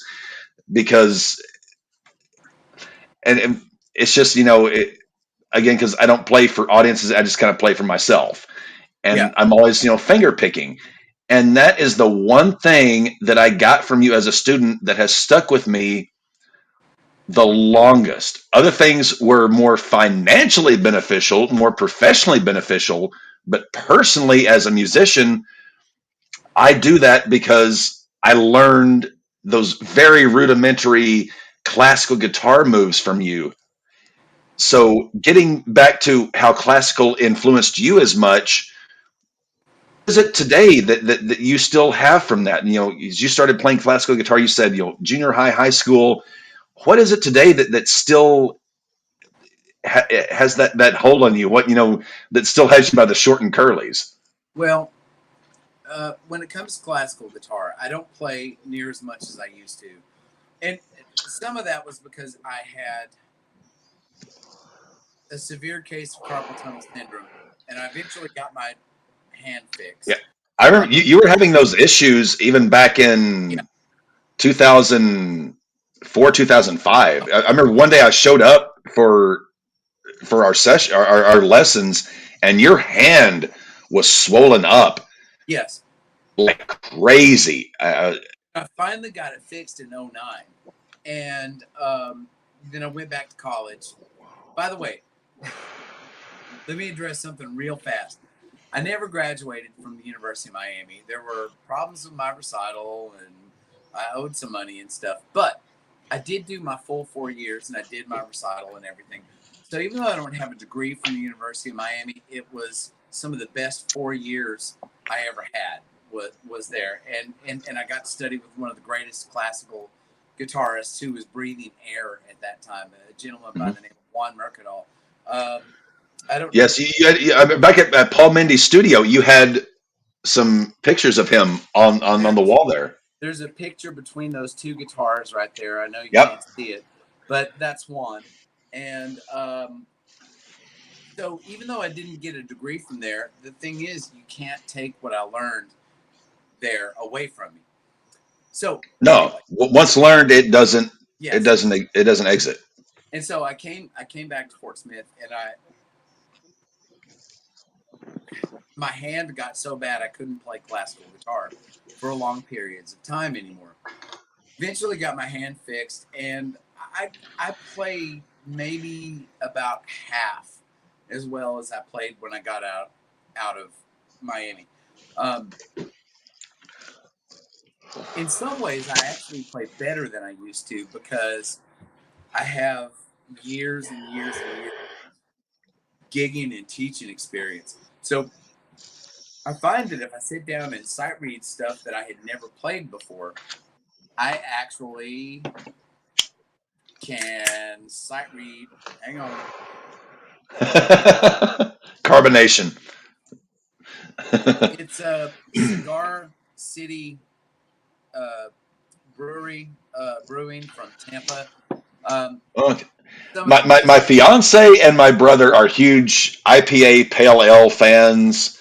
Uh, I'm a big pussy. About as tough as I get into is Guinness Extra Stout. Well, I'm yeah. just I lived in I lived in the Pacific Northwest for a time. Oh, so you In know, 2011, 2012, I lived up there for a while, and up there, I mean, it's IPAs, it's pale ales, and I got such a heavy dose of that shit. To this day, I can't drink it. one of the first beers that my wife and I ever brewed was a Red Hook IPA clone, and it was the best beer we've ever brewed. And we did it again at one point, and it wasn't as perfect as the first time, but it was a Red Hook IPA clone, and it was amazing. Anyway, sorry, going back. Juan Marcadal. One Mercadal. I can now actually probably sight read better than I could.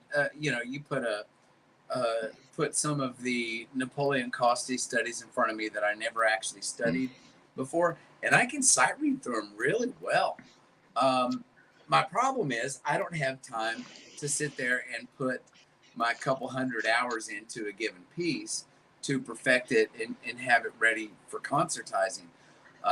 But I actually think I sight read better now. My technique may not be as golden as it used to be, but my sight reading ability is better.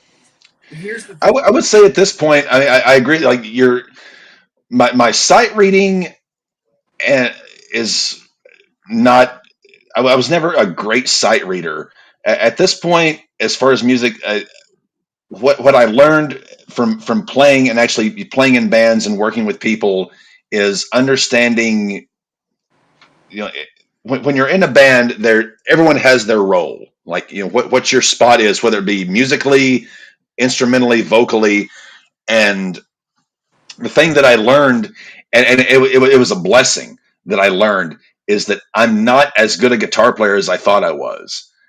As I played with different musicians that were far better than I was like, holy shit, I suck.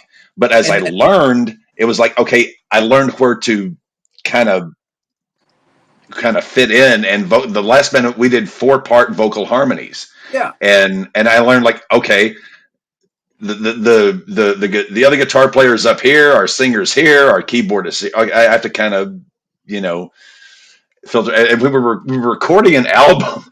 The producer, he was from Common, I forget the guy's name. He was like, "You sound British when you sing." I was like, "Thank my guitar player because I was." Bred on British rock and roll. I didn't know what the fuck American rock and roll was. It was all British stuff that I was exposed to. absolutely. And the thing is, we all probably do it because the Beatles' influence is so dreadful. Who has ever been able to shake the Beatles' influence? You may be able to make a case that Zappa was able to shake any sort of influence from the Beatles, but even then, he was influenced by the Beatles because he parodied them. I did hear a statement a couple of days ago. I was listening to a podcast and they said something. Well, the Beatles did it, so it can't be done again. And that was all. I was just like, I, okay. I kind of agree with that, except here's the way I would state it: is that the Beatles taught us how to write rock songs, how to write modern rock songs, and nobody has broken that mold yet. Some writers have bent it up really dreadfully, but nobody's broken it. I mean, when it comes down to it, everything you hear on a rock record, and it doesn't matter whether it's a Sepultura record or a Ghost record Mhm. or a K-pop record, it doesn't matter. It's still, you can identify this as the Beatles songwriting model, and nobody, Yeah. maybe the closest that I can think of off the top of my head who's been able to possibly break the model, they still haven't broken it. It's going to be Kate Bush or Liz Phair. Liz might have, and the reason I say Liz and Kate is because they write these huge melodies that don't complete until the song's half over. So Right. you've got this melody that spans a minute and a half, and before it repeats, and that's about as close as I can think of. You know, you can make a case for King Crimson breaking the model. Okay, but sorry, they're not playing rock music anymore. They're playing art music, which is closer to classical music than anything else. So therefore, the Beatles model doesn't apply. You know, you could also say, okay, well, maybe yes, and Emerson, Lake and Palmer broke the model. Yeah, but on an Emerson, Lake and Palmer album, you're getting a piano concerto with the London Symphony Orchestra, which has more to do with classical music than anything else. And yes, okay. Well, even the last Beatles album, Let It Be, well, the one we know most, Phil Spector was Yeah, that had a lot of orchestra on. You could, throw that in there. but there's still Beatles constructions. Um, think of the last ballad you ever heard by an honest to God songwriter. And by this, I'm not talking about what you're hearing on the Spotify top 10, because that's one chord, a sampled beat, and somebody singing a 2-note melody over the top of it. You're part of the problem. You mentioned that you're grooving on Billie Eilish. Well, what's your typical Billie Eilish melody? Na na na na. My typical You Billie know, Eilish go to is "Bad Guy." Is my Billie right, Eilish go to and, song, and right, and which is two chords. it's a 2-note melody, and it's like, sorry, I'm checking out right now. I'm not a fan. Um, so somebody else who might be close to breaking the model is Adele. Yes, I Adele love Adele. could possibly be one of those that's up there, Liz Phair, Kate Bush caliber, who might be in a position to one day break the Beatles model. Um, Yeah, nobody's done. I don't anticipate anybody doing it anytime soon. But it doesn't keep songwriters from yeah, trying. But we all get sucked back into these Beatles yeah. chord progressions because they're There was a freaking. period of time where I was only listening to either Adele or Amy Winehouse, and okay, Yeah, okay. Quick little. So I was still living in Fort Smith. This was 2011. My next door neighbor, um, we would hang out all the time.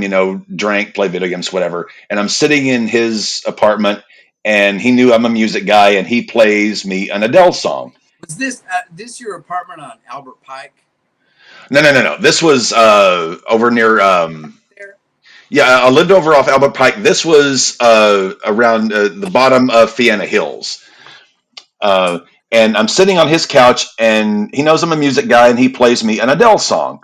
And my first thought is, man, who is this soul swinging, black Mississippi girl, this Aretha Franklin clone? And then he shows me a picture, and I'm like, fuck me running.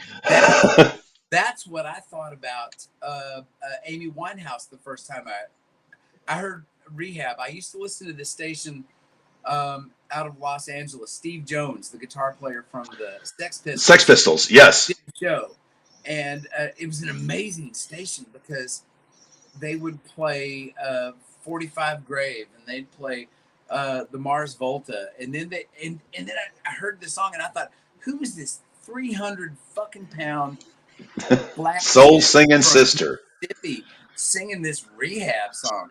And then I saw it was this Keep going. I'll be back in 30 seconds. Keep going. Sure. It was this tattooed white as snow English chick, and it was Amy Winehouse.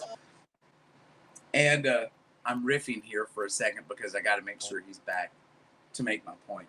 But that Amy Winehouse record, Back to Black,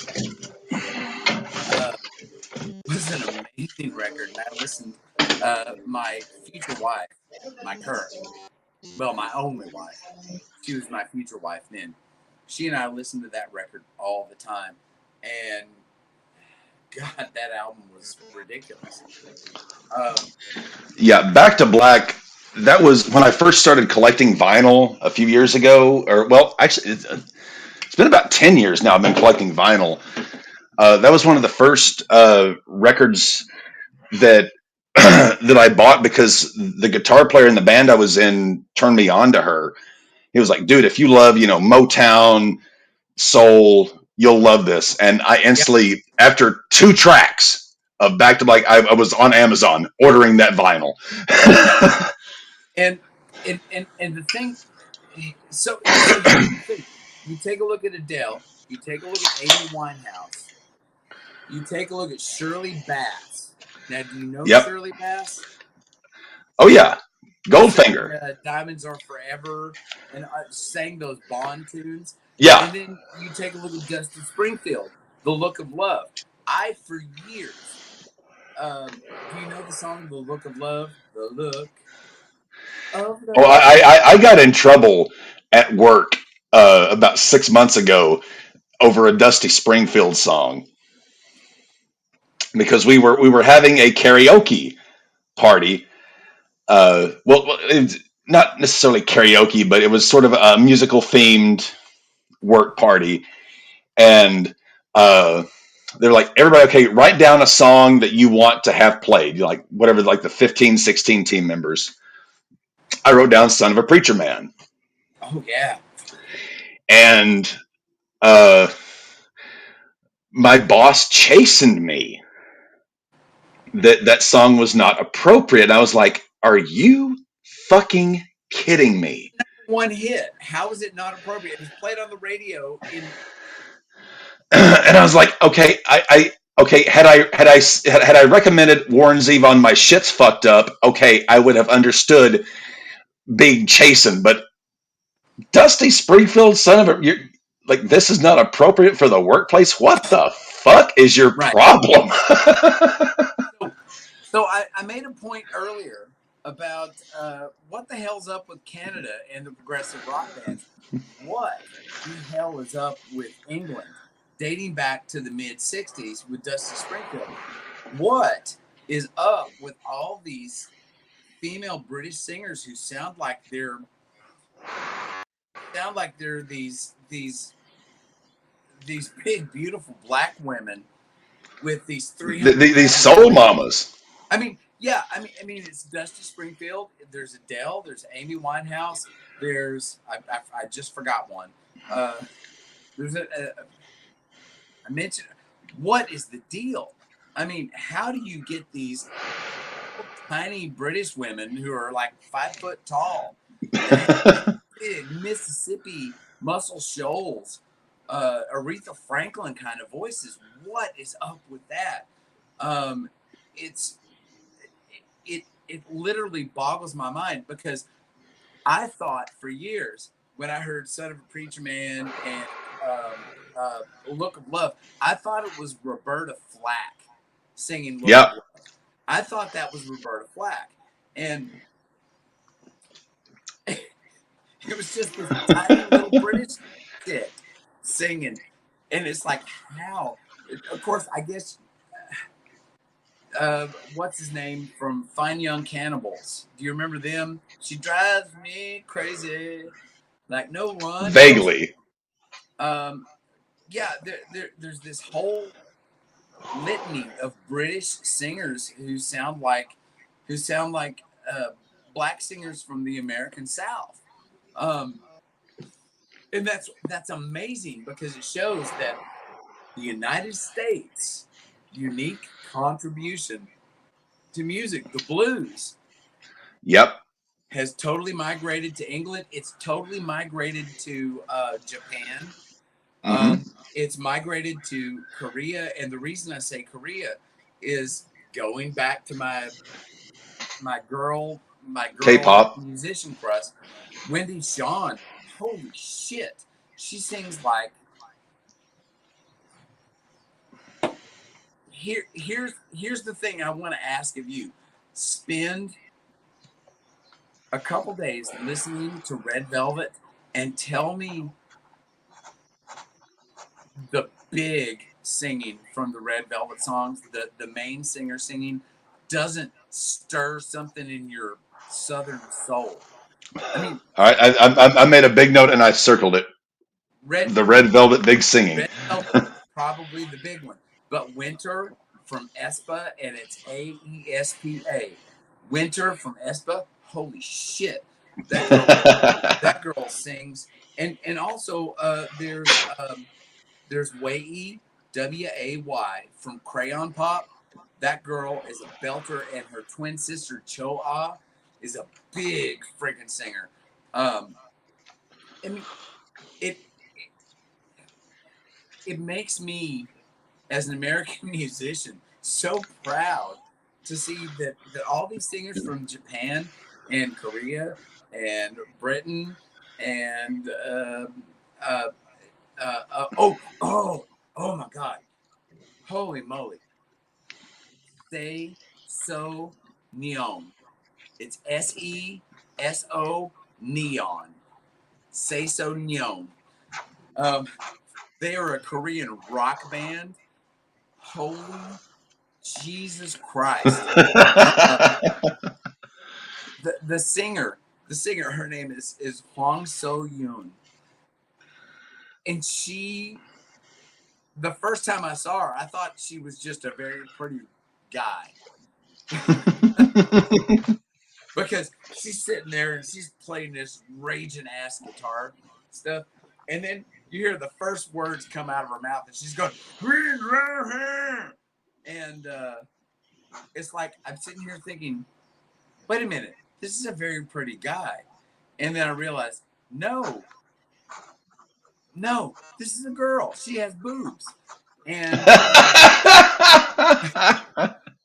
and the thing is, it was her voice that threw me. She has this big, meaty, throaty voice. And she's not a shredder, but she's a Joe Walsh kind of guitar player. Just beat you fucking down and make you like it. Big, monstrous tone. Oh my God. She Say So Neon. And the song you've got to look for is called The Wave. All right. I'm writing that down. The other song to look for is Joke. It's Joke with an exclamation point. Look it up on YouTube as soon as we're done. All right. It'll freak you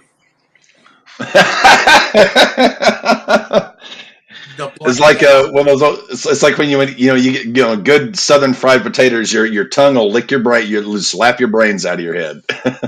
The way I heard it was, this chili's so good, if you put it on the top of your head, your tongue would beat your brains out trying to get to it. Yep. Yep. Something like that. Well, the other thing I just wanted to get to, and I know we're probably gonna do a full episode because you and I are both huge Frank Zappa fans. Yes. If not for you, I would not love Frank as much as I do. He literally has become, and it's not even music so much. It's just the guy and his approach, his philosophy on music and life and even politics to a degree. So I'm sure at some point, we were talking about, classical guitar, high school, college, Frank Zappa had to start filtering in there. Yeah. The short version, because we're probably going to do a whole episode on Zappa, which we need to do. Yeah. But a short version, what was it about Zappa? Because I know he's your guy. What triggered it? What happened? How did Zappa enter into your spectrum? How did he become the big guy for you? Explain Zappa to us. before the big Zappa episode? The short answer is Dr. Demento. Back in '84, Oh. I was listening to Dr. Demento out of I want to say it's Z95 in Dallas.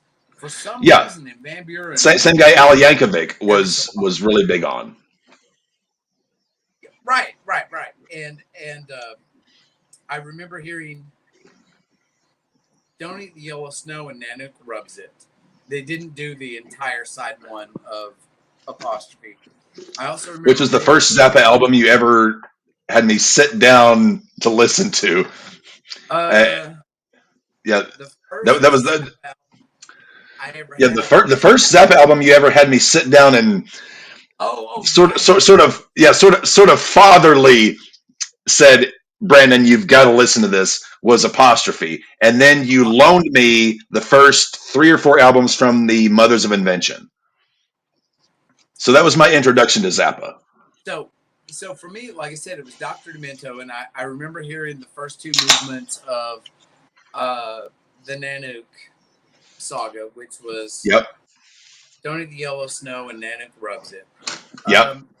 I also remember "Baby." Watch out, and then there was the Pancake Breakfast and Pancake Breakfast and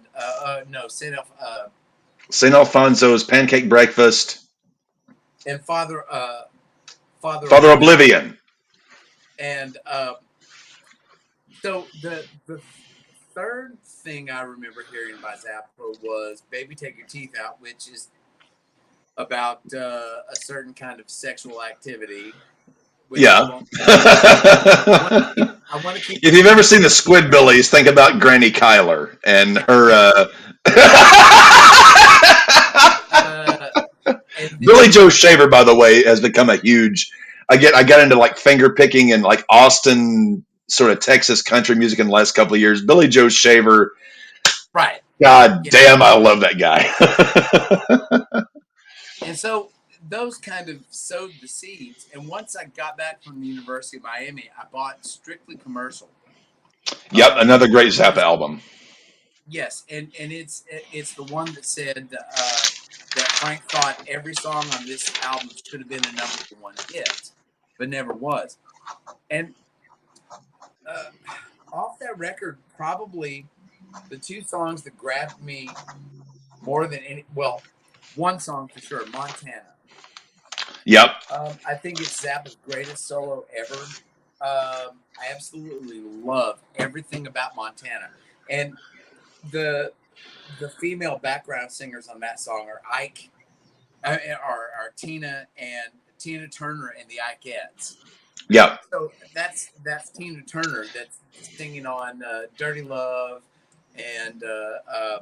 Do you prefer that or Jack Bruce guesting on Apostrophe, the song Apostrophe? Apostrophe, yes. Yeah. And Jim Gordon is the drummer, and supposedly Jim Gordon is the guy that showed Zappa how to take his pick and tap it against the fingerboard.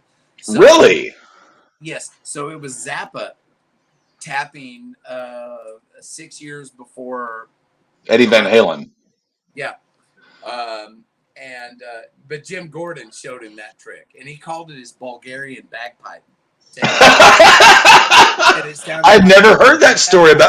I knew Jim Gordon, but I never heard that story about him and Zappa. Yeah. Well, most people know Jim Gordon from playing on the Clapton solo records. Money and Cigarettes, and Wasn't he also? No. Ginger Baker was the drummer on Blind Faith. I was thinking there was another. What was Jim Gordon? Wasn't he on the Layla album too? I was going to say Derek and the Dominoes. I'm pretty sure. Yeah. He was the drummer. I could be mistaken, but one of my most prized vinyls I have downstairs is a first edition Layla Derek and the Dominoes album. It still has the Atco inserts in it. You know what? I'll put my original Casablanca. I would take my original Casablanca over that day. I probably would too, from an enjoyment point of view. But Clapton, as I got older and older, once you introduced me to Cream, like Clapton became to me what Zappa is to you as far as guitar playing. I just For, became a Clapton obsessee. for me, after the Layla record, it's like I stopped really caring. I didn't really give a shit. Okay, so I'll grant you that to a point. Uh, so the Slow Hand album was really good. Then he had that Marriage with Phil Collins, which was the most abominable 3 albums of horse shit I've ever heard in my life. Under the Sun, or Yeah, but yeah, then he had the rebirth From the Cradle. The album Eric Clapton From the Cradle might be the best blues rock album that's ever been made. I I don't know if you've ever listened to it. I don't that I don't him know. Yeah. he it's Eric Clapton playing blues standards, but doing it with his band with Steve Gadd. He's playing. It's his setup with the Soldano amp, with some of his guitars. From his From the Cradle is to me that album and Jimmy Page's Outrider. Those two Oh, albums. I love Outrider. God, I've got Outrider on vinyl downstairs. God damn, I love Outrider. I do too, except mine was an original pressing because I bought it when it came out. I'd have to check mine. I don't think mine's an original. I'd have to take a look at it. I may have to do that for our next. No, Our I have a video for my channel planned that's called Jimmy's Other Bands, and when it comes down to it, there's really only Yardbirds. He guested on the Honey Drippers. Yep. He did the Page Plant, the Page cover. Walking into Clarksdale. I mean, that's really it. But yes, I plan on doing an episode. What are your thoughts on him with the Black Crows? Oh, I love that album. Live at the Greek, the Black Crows and Jimmy Page live at the Greek. Yes, that's a great album. And hand me a fifth of Jim Beam whiskey, a pitcher of iced tea, a pack of smokes. I'm gonna sit back and enjoy myself. that's a great record. I don't own it, but I've heard the entire album. It's a great record. And and the thing is, the Black Crows were a great fit for him. I think they. Oh, absolutely perfect.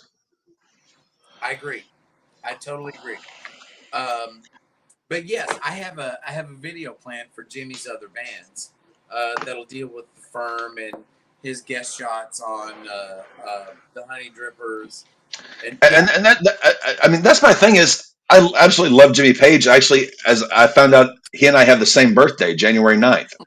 And I've got a picture downstairs in my rec room that a guy took at the 75 Earl's Court shows. Oh yeah. It's him in the dragon suit with the Les Paul. It's framed. I bought it from a guy across the pond. It's one of the centerpieces of my. I've got a lot of baseball memorabilia because baseball is my first love. But yeah, love Jimmy Page. But that's the thing. A lot of people they only see him as the guy for Led Zeppelin. They don't understand. He was in the Yardbirds. He was in the Firm. He did Page and Plant. He did Black Crows. It's and the Firm was great. I mean, obviously Jimmy Page. Okay, that's cool. Chris Slade. Yeah, he played with Manfred Band. Excellent. Paul Rogers, one of the greatest rock singers ever. Okay. Yeah, well, whenever they started their side label with Swan Song Records, the first band they signed was Detective. Yeah, with Paul Rogers. That was the band that Page handpicked to start that label. No, that was Bad Company. Yeah. Detective was the second band, but that was Michael DeBar. But here's the thing for the Firm. Yeah, I love Paul Rogers. I love Chris Slade. He went on to play with AC/DC. Amazing drummer. Yeah, he was when Phil Rudd fell out of favor or whatever in the late '80s, early '90s. Yes, he's the bald guy with the bells Yeah. on the actual honest. When you watch the DVD live at Donington, that's Chris Slade. Yes, but for me, and I got a story here too. For me, all right, story the time. reason I love the Firm is Tony Franklin. It's that spiky blonde ass haired bass player who plays. Again, I'm a fretless player. That's what I play, and he plays all those false harmonics that you can slide on a fretless. You can't do them on a fretted. And here's the thing. There's a very famous clip. If you haven't seen it, go check out Kate Bush running up that hill live. And the band backing her up is David Gilmour. David Gilmour is the guy that discovered Kate Bush. Yes, I remember that from which I love Dave Gilmour, and I remember true story. I'm with Penny Arcade, which is the last band I was in. We were recording our first album, and this was 2-3 o'clock in the morning. We had stopped recording. It was just me and the other guitar player fucking around, and we were talking about Dave Gilmour, and our guitar player was obsessed with Dave. He copied his singing style. And I said I had a guitar player I had a guitar teacher in Fort Smith who encapsulated Dave Gilmour's singing style most perfectly. He said, Dave Gilmour doesn't sing, he just whispers loudly. Real quick, Archangels. About 3 weeks ago, I was on Spotify, and it's like, holy crap, I love this record. And it was Doyle Bramhall III and Charlie Sexton and Stevie Ray Vaughan's rhythm section. Oh, Yep. my God, I fucking love the Archangels. Oh, my God. And I found my cassette that I bought when it came out about 2 weeks ago, and it's like, oh, my God, the Archangels. I'm sorry, I'm pointing at the Archangels on my screen right now. I love the Archangels. They were so freaking good. I totally forgotten about that. I have two things. You mentioned your favorite blues rock album. Mine is Sign of the Storm by Eric Gale. Eric Gales. I'm writing that down. He's kind of this perfect cross between Buddy Guy and Eric Johnson. Buddy Guy's on his retirement tour right now. I had a chance to go see him, and I didn't, and I want to kick myself in the nuts over it. I love Buddy Guy. I got into Buddy Guy in my early 20s, and yes, I absolutely fell in love with Buddy Guy. Well, so Eric Gales, when his first album came out, he was 17. I was at the University of Miami. He was a 17-year-old black kid from Memphis who played like a cross between Buddy Guy and Eric Johnson. Terrifying guitar player, left-handed player, plays a right-handed guitar, plays everything backwards, and it's like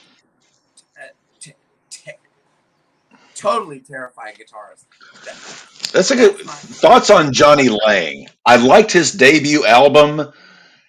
I kind of fell out of love after that. Is Johnny Lang the guy that did the Blue on Black? No, that's oh Christ, what's his name? That's Kenny Wayne Shepherd. Kenny Wayne. I didn't like Johnny Lang, but I liked Kenny Wayne Shepherd. I liked Lang's first album. I owned the album. I loved it. Another question: do we like the big band era? Okay, so God, this is a hard shift. Let me address something really, really, really fast. So Clapton, I was never a fan of. Oh no, I know what it was. Tony Franklin from The Firm. When I did my Kate Bush video, I started watching Tony Franklin. It's Bass Monster, I think, on YouTube, or Fretless Monster. I started watching his videos, and I started asking him questions in the forum. and I asked him about the Kate Bush performance, which I've got to ask him permission to use his responses to me. Hey, what was your rig on the Kate Bush video? What was it like playing with David Gilmour and Stuart Elliott and Kate Bush? And he wrote me these long responses back, and so hopefully I'll use those in my second Kate Bush video. That's my best video on YouTube. It's almost 5,000 views. I'm a small channel, so I don't get a lot of views. I'm excited if I can. Well, that's probably your most popular, but I'm waiting to get to my favorite one that you did, and it's probably going to surprise you. Okay. My favorite one that you did. So anyway, I got to talk to Tony Franklin, and he's the reason I liked the firm in the first place. And so I got to talk to him about Kate Bush, and he was very forthcoming about it. It was whatever the base rig was. It was some PV, blah, blah, blah. It was the back line. And he was playing his, I can't remember the maker, the guy that makes Tony Iommi's guitars. It's by the same maker. And so I got to talk to him. I just wanted to put that out there that hopefully I'll be, as long as Tony gives me permission to use the responses, I'll be using those. Big band. Okay. So I didn't get my degree from the University of Miami. I had carpal tunnel syndrome. I was a classical guitar major at the University of Miami. I didn't get my degree. Went back to school 25 years later at UFAS. Studied with Don Bailey, who was like, yes, I've known Don since I was 17. He was phenomenal saxophone player. Phenomenal alto sax player. I get to work jazz camps every summer. Funny story about Don Bailey. Quick little story. I sent him. I was talking to him. I kind of got into like a little chain with him just because I was thinking about taking up saxophone at one point, and I was asking him because my favorite band of all time, not the greatest band of all time, my favorite band of all time is the Rolling Stones, and their saxophone player Bobby Keys, absolutely. And we were in a message, and more or less the response about Bobby Keys was like, Bobby Keys ain't shit. But here's the thing: on those records, on Some Girls, Just Waiting on a Friend, that's fucking Sonny Rollins. On the record, he's their live guy. He ain't no Sonny Rollins. I did not know that. And that's the thing. Yeah, Sonny Rollins is the guy playing on Waiting on a Friend, and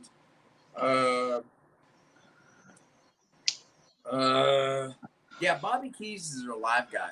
And I was thinking like Brown Sugar, the whole, basically like the 68 to 73, 74 Stones, from Beggar's Banquet to It's Only Rock and Roll, but we like it. Only Rock and Roll, but I like it, where they have the horn section. That's probably a bunch of guys.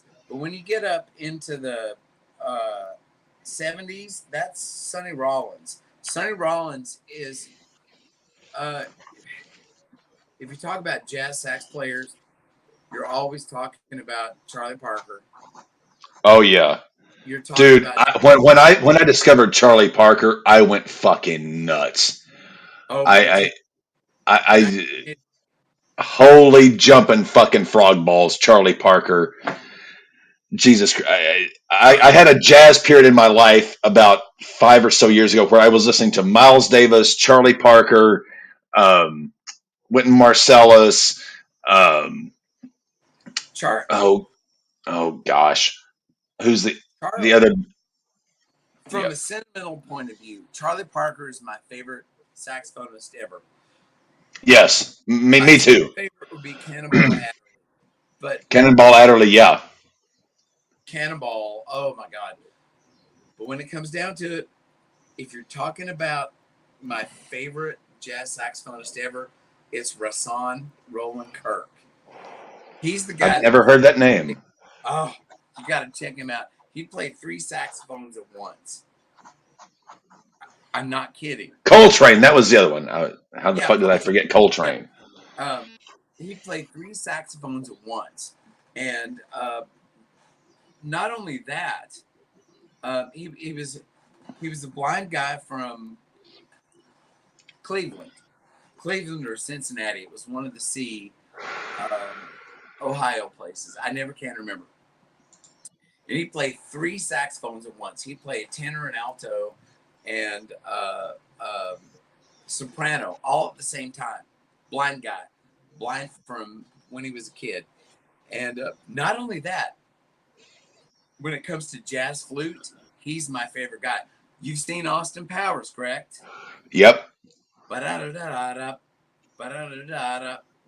That tune with the flute, that's Roland Kirk playing on a Quincy Jones tune called Soul. I was saying, I know that was Quincy Jones was the composer of that song, but it was Roland Kirk who studied under Ray Charles. And he's my favorite saxophone player ever. And I get all these jazz saxophones that are like, what? Train's not your favorite? No. Bird's not your favorite? No. Cannonball's not your favorite? No. Cannonball's my second. Bird's my third. Train's probably my fourth. Speaking of Charlie Parker, the movie Whiplash, it references Charlie Parker quite a bit. What did you think about the movie Whiplash? Because having been in orchestra and band and jazz band, like that movie felt so fucking real. I've never seen it, but from what I understand, no, I haven't seen it yet. Matter of fact, oh, you're killing me, buddy. Matter of fact, you got to give me my Bring One here in a second, because all right, I'll tell you something about my Bring One. Okay. But no, I haven't seen it. But from what I've seen from watching Andrew Rooney drums and other jazz channels on YouTube, it's like, no, if you find yourself in that kind of a relationship with an instructor while studying jazz, get out. Yeah, I mean, it's a very powerful film. I mean, I also heard it's a very abusive film that you don't study with somebody like you want to. No, you never would want to. But the fact I'm throwing out spoilers here, but the very tail end of the movie when he performs a particular piece. No, I get it. Yeah, it's. But here's my thing. When I studied with Juan at the University of Miami, playing classical guitar, I would have days that went like this. I would practice my ass off, 50 hours over a week, and I'd come in and I'd play the classical piece Juan wanted me to play, and I was so proud of myself because I busted my ass, and I was able to crack one of these songs. And he'd look at me, and he would say, "I know this now. I didn't necessarily know then because I was 20 years old." And he'd look at me and say, "That wasn't very good, was it?" And it was like I would be crushed. But then he'd always follow it up with, "Well, these things are very hard." He'd always condition it with, "Yeah, this is hard stuff. Classical guitar is really hard." And he would say, "But it wasn't very good, was it?" And I would have to say, "Compared to you, no." But compared to where I was last week, yes, it was good. And he would make me defend myself. And he would say, "You're right.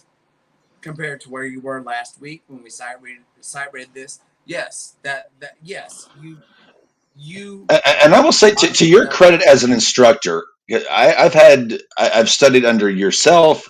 I took lessons from Gary Hutchison. I took lessons from Jody. I took lessons from several guys. What I would say about, having been a student of yours,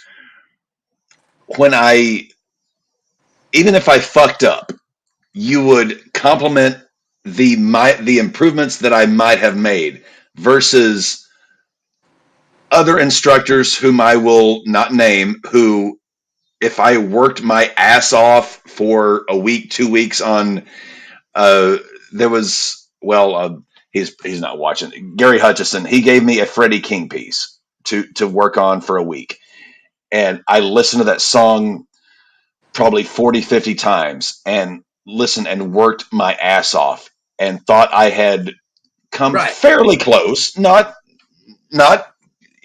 comping it, but I'd come fairly in a week, and I just got absolutely lambasted, Right.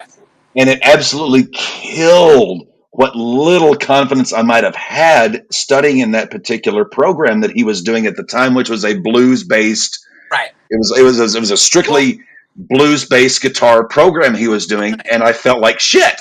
Well, so was mine. I always approach everything from the blues because the reality is, if you were born in the United States after 1930, you've grown up hearing blues every day of your life. It's part of your Yeah, birthright as an American. it's So, ingrained. yes. So for me, yes, I'm always the first to say, well, you know what? There's always room for improvement. But you know what? You did this well, you did this well, you did this well, but you really work on this. The thing about working with Juan is he was Cuban. He spoke fluent, beautiful English. His accent. Whenever you see the typical Spanish fancy guy in any movie, that's what he sounded like. Beautiful Spanish inflected English accent, or beautiful Spanish inflected, Spanish inflected English accent, and he always used the formal words because him translating from Spanish, he would use the Spanish words and use the English equivalents. So he spoke beautiful English, and he had it in that really smooth, suave accent, and it was a Cuban accent, which is even, I'm concerned, is even cooler than your typical. But he would say, "It wasn't very good, was it?" Of course, I can't do his accent, and it's like, it wasn't that bad, really, was it? And he would say, well, you did this well, you did this well, this needs work. And as a teacher, there's a part of me that feels like I should always have that little Juan Mercadal edge where it's like I have to confront the student. But after I've confronted with them, if they defend themselves and they say, yes, but wait, I did this, I practiced this, and then I'll say, you're right. It takes a lot of time to get that scale under your fingers, to get these chords under your fingers. Yeah. I can attest to that. I remember the first solo you taught me was Ace Frehley, Cold Gin. Cold Gin. And then the second solo remember you gave me note was Paranoid, Black Sabbath. Yeah. And I remember I came in the next week and I had it about roughly 65%. I was following, the E scale, the diagonal pentatonic, that you had taught me. And you said, well, just follow the diagonal pentatonic and then the box at the 12th fret, and you should be able to pretty much, yeah. And you were like, okay, you hit that about, 60, 70%, but here's where you missed. So it was complimentary in that, okay, you studied it, you worked hard, you learned it, but here's the little bits you missed. And I remember the same thing for the Stairway to Heaven solo, which I remember you played for me note for note, starting at 5. No. It was about 90% correct. Okay. Because I can still only play it about 90% correct. Well, I also remember, the Stairway solo, which you taught me, you start at the 5th, you're working, a little bit of, Bach's, a little bit of Dorian, and then you go to up to 12. And thank you, by the way, for teaching me Dorian, because if not for not having Dorian, I would not have been able to play and write certain solos that I did in my limited career. Dorian was a gift from God. Dorian, I and agree. then there was it was a jazz box that I learned that helped me write solos. But yeah, like Dorian, I mean, goddamn, I fucking Yeah, love the Dorian scale. Dorian's ridiculous. Dorian tunes you into Carlos Santana. It tunes you Yes. it tunes you into Robbie Krieger from The Doors. It tunes you into Frank freaking Zappa with the original Mothers because they were always playing Dorian stuff. And so, Yeah, if you listen to like Chunga's Revenge, it's all Dorian. I pretty Um, much work from four basic scales when I play. The box, the basic, pentatonic, box blues, with the added flattened fifth, right. the diagonal Blues. pentatonic, and then the Dorian. Those are my four modes that I have always worked from in my life, and they have always somehow, sink or swim, allowed me to at least get by. And there was another little minor box. It was a scale that Jimmy Page liked to play that I where you add it's I forget the particular notes that you add. It's similar to Dorian. It's a minor scale, but yeah, those four that you taught me allowed me to function as a musician as pathetically as I did. They allowed me to function Well, because I could pretty much work my way around whatever was going on. And also yeah, the reverse, where you take it from a minor pentatonic to a major pentatonic and you work backwards, more or less. yeah, you get double the value because your every minor pentatonic scale you learn is also a major pentatonic. I mean that's just how it works. Yeah. So yeah, um, And I was trying to explain theory to our keyboard player one night. I mean, he was getting fucking pissed at me. And I was like, no, majors and minors have comps. If you're playing if the song is in this particular, if you're in A minor, F sharp major will work in as a major, as a comp to that. And he was like, no, you're full. It's like, no, listen to. So I put on, I literally, I put on Crossroads by Cream. I was like, yeah, okay, Clapton's playing in A minor here. Okay, you can play in F major and it's going to comp F to sharp. that F sharp and A Oh minor. Yeah. no, it's in A major. You're playing an F sharp minor. Yes. Yeah. That's what you're. F sharp and A. Yeah. Yeah, F sharp and A. I'm forgetting little details, but yes, F sharp and A are like this. And So he was like, God damn it, you're right. so I've got a couple things, and I'm holding you to what you told me we're gonna do. Um, We're going to do a Zappa episode. yes, we should, and we should also do a Kiss episode, and we should also, as far as I'm concerned, all this started with the big band stuff. Let me.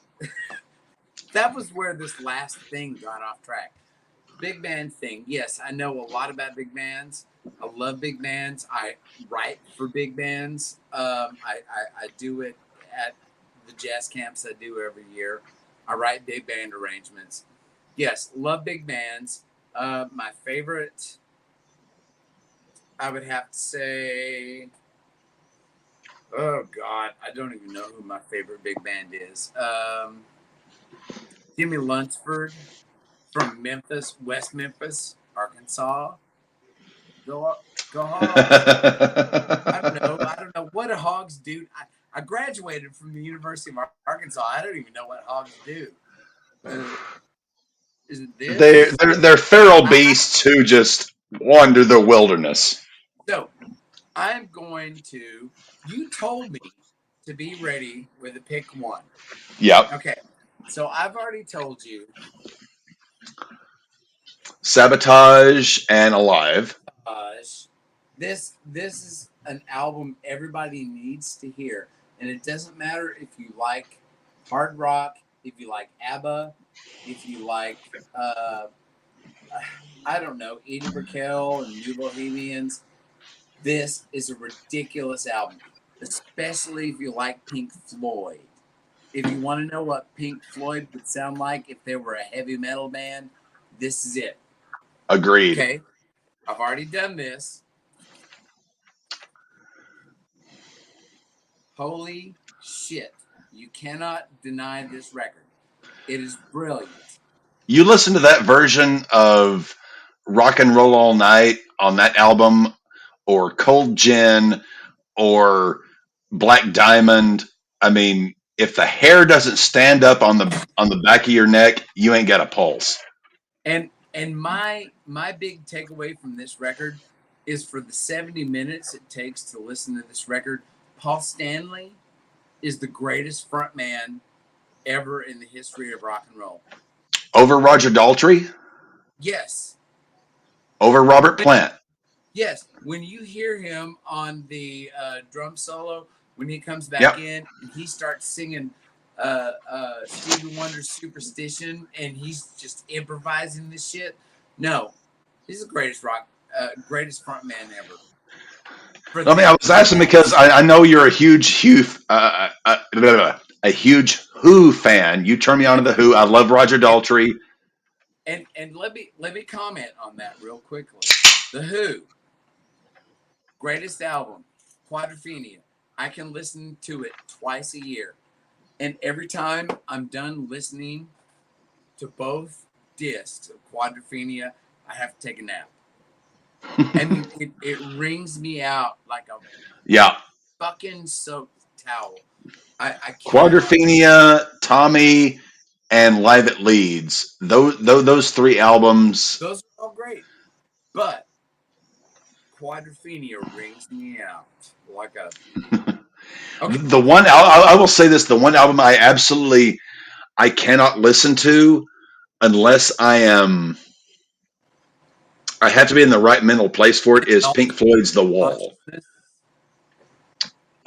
Because Pink Floyd's The Wall, a lot of the subject matter, it just like, I have to be in the right mental state to listen to The Wall, because it will. I haven't heard The Wall. I haven't heard that whole album in 15 years. And I'll be honest, I don't feel any need to listen to that record anymore. Well, it falls into, it's like I can listen to, Dark Side of the Moon. I can listen to metal. I can listen to Piper at the Gates of Dawn, which, thank you for burning me that copy, because I absolutely love Piper at the Gates of Dawn. Piper is the greatest Pink Floyd album ever. The second greatest is Metal. I love all of them, but The Wall, I have to be in the right mental place, because otherwise I will have issues. It's just one of those albums that it will fuck me up if I am not in the right mental state. I agree. And that's what Quadrophenia does to me. It fucks me up. It fucks me up to the point that I really have. I'm honest to God, not kidding. I have to take a nap after listening to Quadrophenia in its entirety. Well, I remember the first time not that I listened to The Wall, but that I watched the Wall movie. It was after my best friend's mother's funeral, and I had taken 2 hits of LSD and smoked some hash, and I watched the Wall movie, and to this day, like, I have to be in the right mental place to listen to that album. It's just one of those things. I stayed away from all of. I never took heroin or coke. LSD and marijuana were my. That. So my bring one. And this. I have not touched a stiff drug in about, let's call it 12 years. I'm apart from Kentucky bourbon and cigarettes. Kentucky bourbon's not a stiff drug. I'm sitting here drinking Irish whiskey. Hey, 8-year-old Kentucky bourbon barrel cask strength is some good stuff. But here are my bring-ins for this. Downstairs, I have a '57 Tweed Twin amplifier that is my big baby.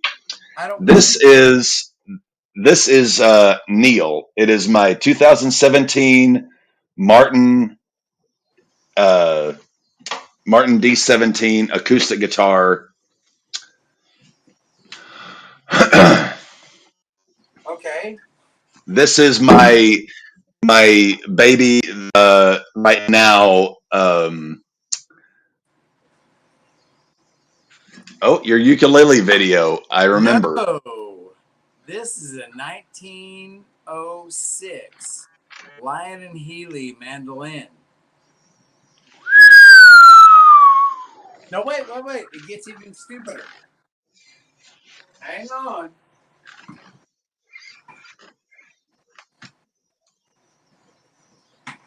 This is a 1903 Herman Hauser mandolin. I've heard of Herman Hauser. It gets even dumber.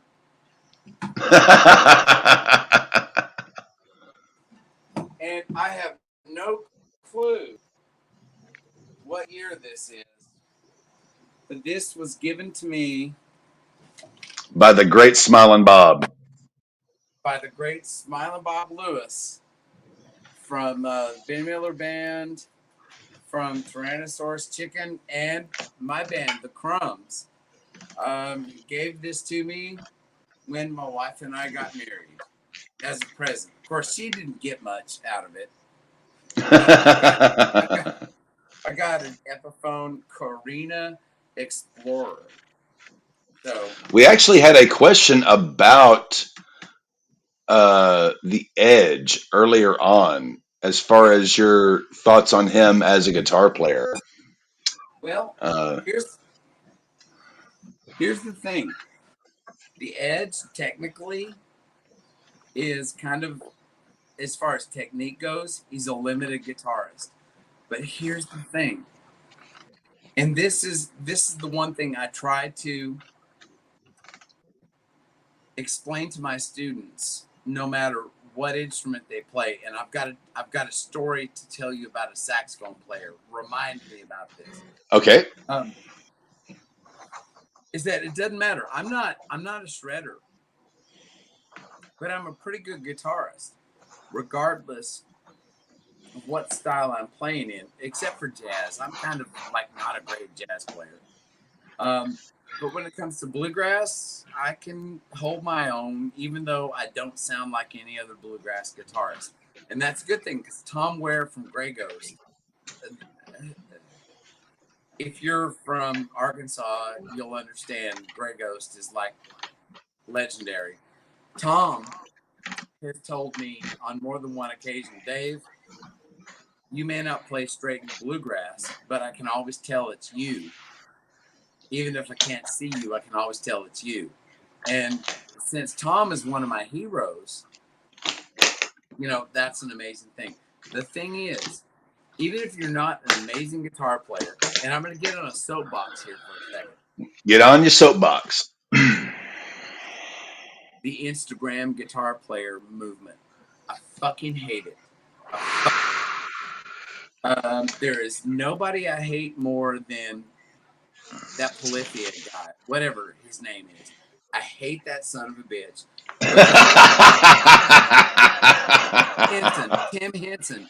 I hate him because what I can do is I can sit at my computer and I can program into MIDI lines, and that's exactly what he sounds like. He might be a nice guy. I don't know, but I don't want to listen to him. I'm sorry. I cannot stand it because I hate this Instagram guitar player where they do 50 takes to get a thing. When I do shorts on my, here's on String 'em Up. Band, here's the Keith Richards band. I do 4 takes and that's it.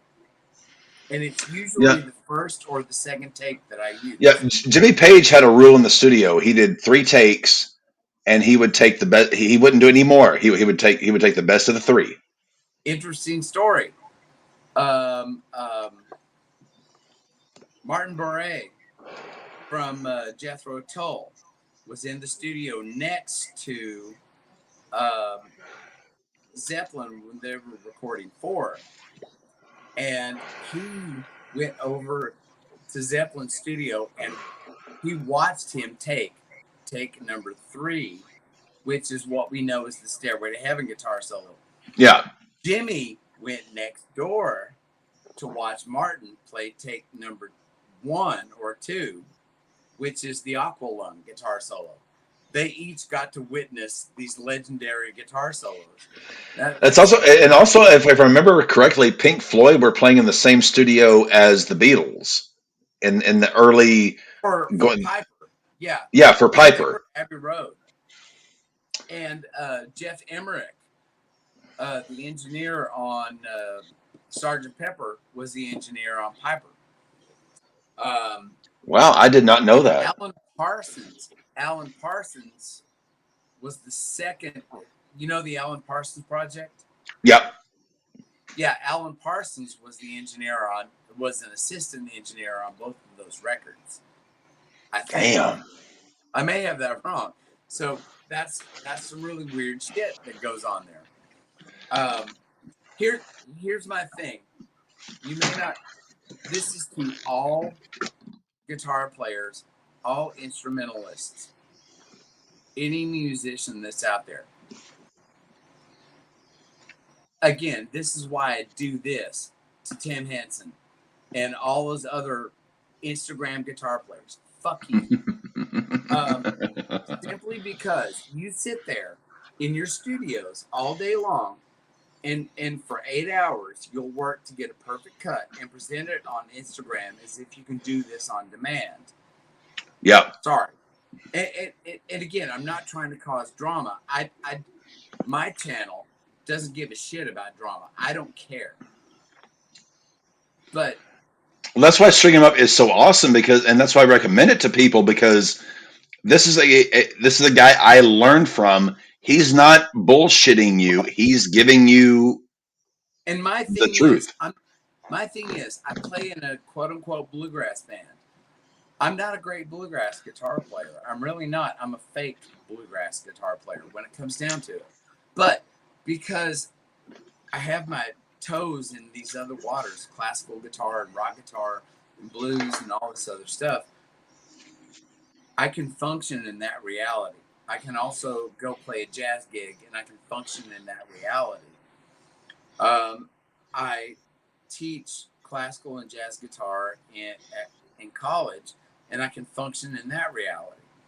And that's the thing, is play your own fucking game. Don't say, oh, I'm a guitar player. Oh, but I'm not as good as Tim Henson. Fuck Tim Henson. and I only mean that in the most academically responsible and technical way. I don't care. I might sit down and have a beer with Tim Henson and he might become my best friend. But this Instagram guitar bullshit is bullshit. Yes. That's why I do maximum 4 takes when I do my shorts. And I'll just pick the best one because that's real. And the thing is, when you show up at a gig, and you know all these Instagram guitarists, they may say, "Oh yeah, I'm a working musician," but they show up and they play at some festival with a band they've rehearsed with or with MIDI tracks. You're missing the point. You've got to connect with other musicians, and it's like the bass player that I play with. Okay, he's the best bass player I've ever played with. I'm probably not. And you've played with a lot of them. But we've played with each other for like 22 years, and we can read each other like a fucking book. And, exactly. And and that's the thing, that I can be limited in my skill set and still do an amazing job at what I do in the realm that I work in. And so what I want to tell guitar players, and this is the whole point of my channel, is that it doesn't matter. Do the best you can do. Because you know what? If you're not as good as your favorite guitar players, it doesn't freaking matter, because you're being honest and you're doing what you can do.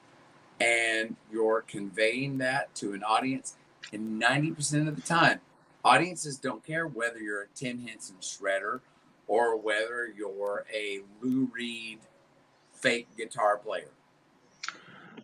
That was something that I learned the hard way. Is a lot of times I would try to learn songs note for note, chord for chord, and just try to play it exactly as you might hear it on the record. And everyone was like, yeah, that doesn't sound like you. Versus, okay, take the song and make it your own and do your own thing with it. And that felt far more, not just personally satisfying, but professionally more satisfying, because, okay, yeah, you're not playing this particular song the way it's on the album or on the live album. You're doing your version of it. And it felt far more gratifying because, okay, yeah, I'm not as good as so and so, but here's my version of it. I remember you had an open mic night at Heroes once upon a time, and I sat in and I did "Lawyers, Guns, and Money" by Warren Zevon, one of my absolute favorite. And did you play it with us, or did you do it solo? No, it was just solo. I just did it solo. It was with your Taylor acoustic guitar, and I did, which is right. Yeah, and it was just me doing Lawyers, Guns, and Money, my version of it. Which, I love Warren Zevon. He's my, one of my, soul guys. I would say, the two greatest songwriters in the history of the United States are Bob Dylan and Warren Zevon. Oh, I'm going to disagree with you. I'm going to totally disagree. Is the picture still okay? Oh yeah, you're good. Actually, you're better than you were. Some flare going on. No, you're better than you were. Oh, okay. Yeah, it started getting real dark. So I would say Bob Dylan, Warren Zevon, and Townes Van Zandt are the three great American songwriters. Okay. All right. I'll give you three great American songwriters.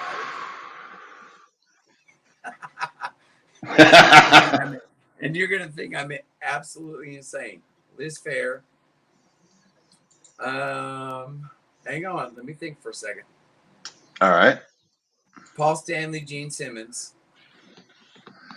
Do you think they are on par with John and Paul? John Lennon and Paul McCartney. Do you think? Yes. I think Gene and Paul are on par with John and Paul. Yes. I will give you that as a Kiss fan. No, yes, I am a Kiss fan, it's as much as I am a Kiss fan, and I love Gene and Paul. I can't put them above Paul and John. I can't. I'm not saying I put them above. I'm just saying as far as American songwriters go, the partnership are fucking amazing. Just look at the first 6 Kiss records. Well, even not even the first 6. I mean, I would say up until through the Elder, which I remember. I bought the Elder on your recommendation. Watch this. Give me 30 seconds. Oh shit! Oh god!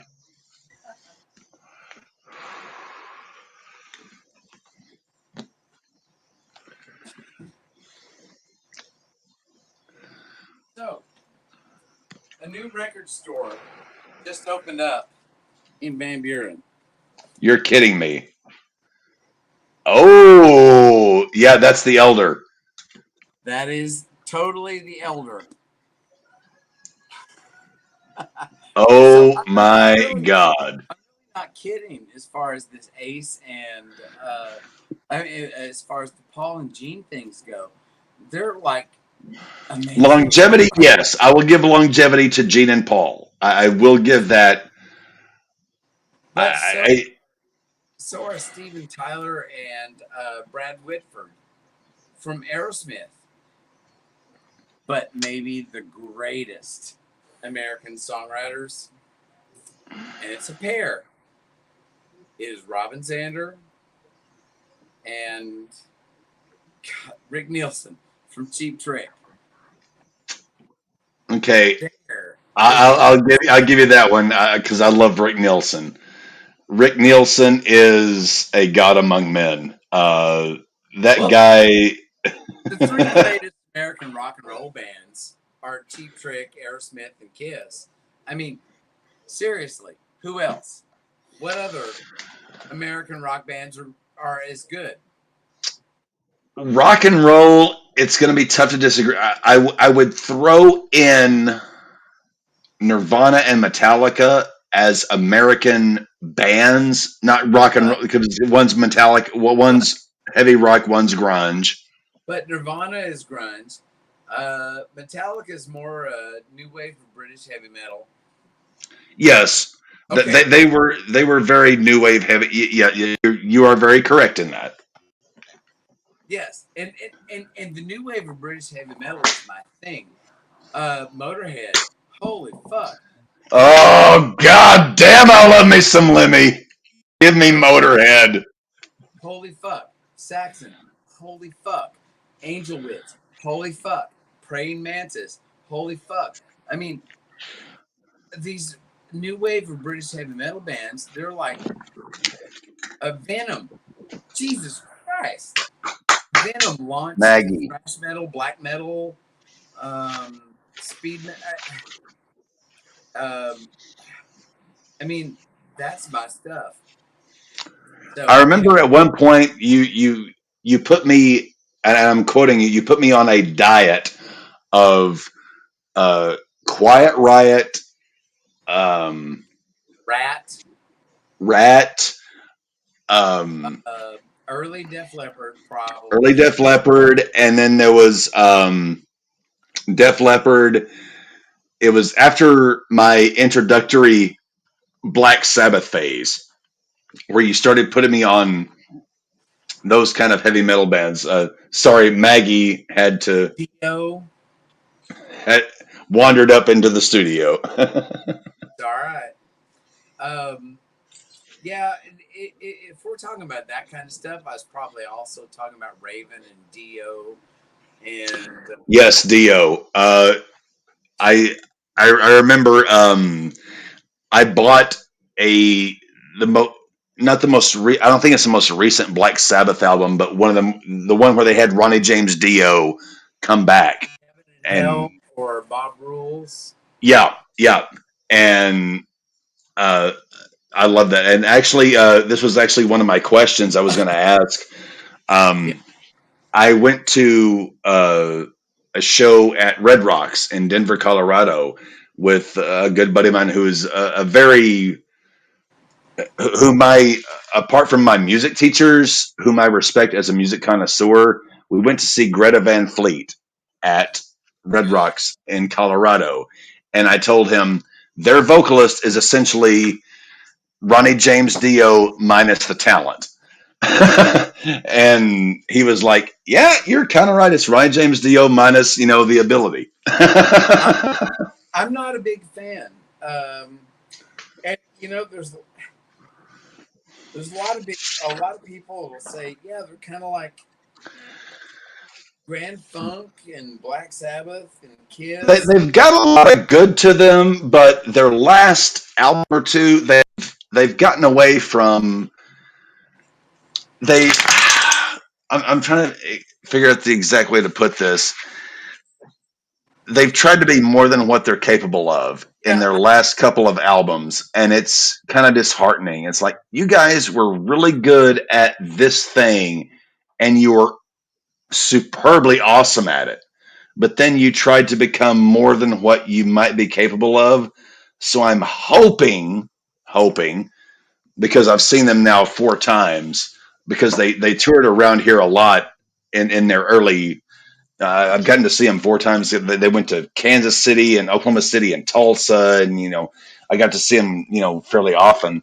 I'm hoping that maybe after their current album, which is called Starcatcher or Starlight or something like that, Yeah, I I'm saw that. hoping maybe they will realize, okay, you guys are damn good, but you're damn good at doing something other than what you're trying to be damn good at. If that makes any sense at all. Tell you what, can you give me 2 minutes and then I'll come back and do a little bit more, another. Absolutely, I need to relieve some ballast as well. Yeah, I do Take- too. So Absolutely, we'll all keep it I going. Just we'll know take a is quick little pause and we'll come back. Funk Railroad was neither Grand Funk nor were they a railroad. Discuss. We'll be back, ladies and gentlemen. I'll be back.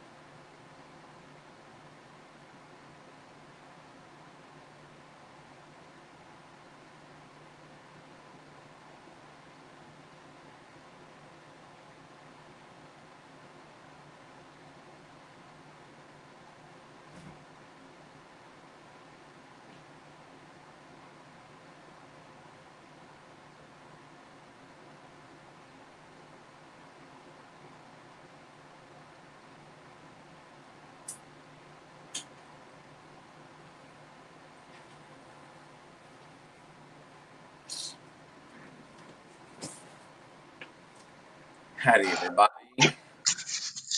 So my next question, actually, we mentioned Sure. Greta Van Fleet, uh, was on another gentleman who I'm curious as to your thoughts on, Joe Bonamassa. He's a hell of a player. I like him for his Eric Johnson type licks, but otherwise, I don't. I'm not really interested. I'm not saying I don't care, but there's a part of me that's given up on the whole blues rock thing. A part of And there is a big part of me that has given up on it as well. You're not alone in that. Which was going to lead into my next question sure. for the guys like yourself, me, who grew up on everything from Cream to Zeppelin to Kiss to Sabbath. The what we call the big boys. What are or where are the shining lights? And because there's I refuse to ever believe that rock and roll is dead. Rock and roll will never be dead. Who are the bands in this present day and age that you look at who are like, okay, these guys could hang with those guys from the past? Number one, Ghost, Ghost? Swedish All right. band. So here's the thing. Let me make sure I'm centered. If you take ABBA, because Okay. Ghost is a Swedish band.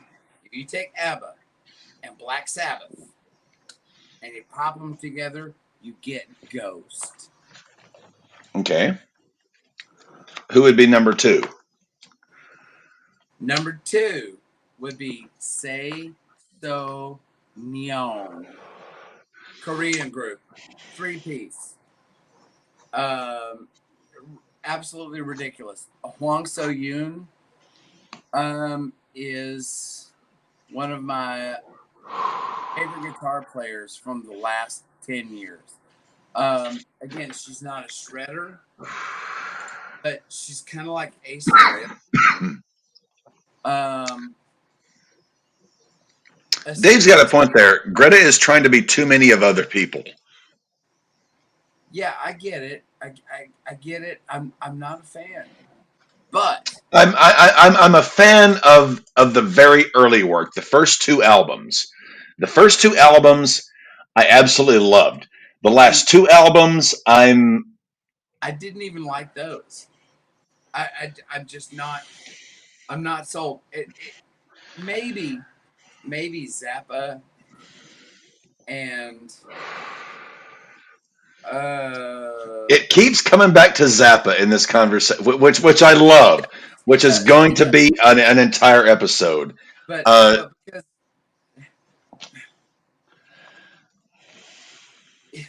I don't know, if you look at my top 10,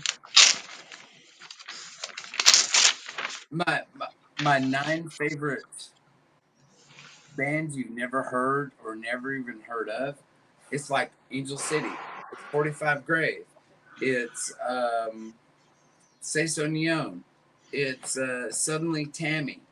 I mean, who's ever heard of Suddenly Tammy?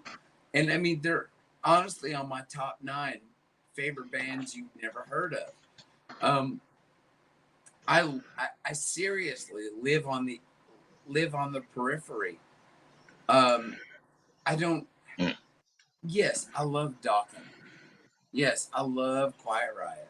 I love the first 2 Motley Crue records. I hate Journey. I'll just say that. I love the first 2 Loverboy records.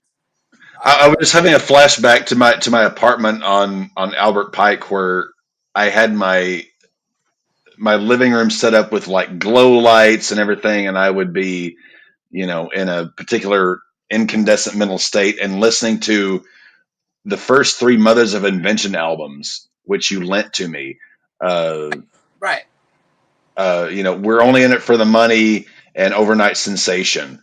And I remember sitting just listening to those, and it was I don't want to say an epiphany, but it was like, my God, if this is where Zappa started, and you look at his career and where he went, I know we're probably stealing a little bit from the Zappa episode, which we're going to do, but it was just like, And Jesus Christ, how good was this guy? And it doesn't mean that I dislike. It doesn't mean I dislike Pyromania by Def Leppard. It's a great record, but I can still like Def Leppard. I can still like Sheryl Crow. Absolutely. I can still like Amy Winehouse, but I'm still kind of on the Zappa side of things, and on this Sabbath 6-pack side of things. Yeah, I can be a hardliner, and I am sometimes. But I can also be really accepting of Adele. I can be really accepting of, and I'm not saying I like them, but there's a couple songs. BTS, Yeah. K-pop boy band. I hate the K-pop boy bands. I only like the girl bands. Vanilla Butter by BTS, fucking brilliant. I mean, it's a brilliant goddamn song. Um, Firework, Katy Perry, freaking brilliant song. You know, I can really like these hardcore for profit pop songs. I mean, I really can. Um, so you know, it's like I don't care as long as it's good. And that being said, say so neon. SE space SO space neon. In Korean, it's say so neon, as near as I can pronounce it. Seriously, Hwang So Yoon, the guitar player and singer from Say So Neon, will fuck you up. Well, a great what if that I like to talk about with music people is, had certain people not perished early, or had not perished at all. Let's just, say there's some key to longevity, and then you're looking at, possible great duets. Joe Walsh, he said the one person he never got to work with, he always wanted to, is Ray Charles. Yes.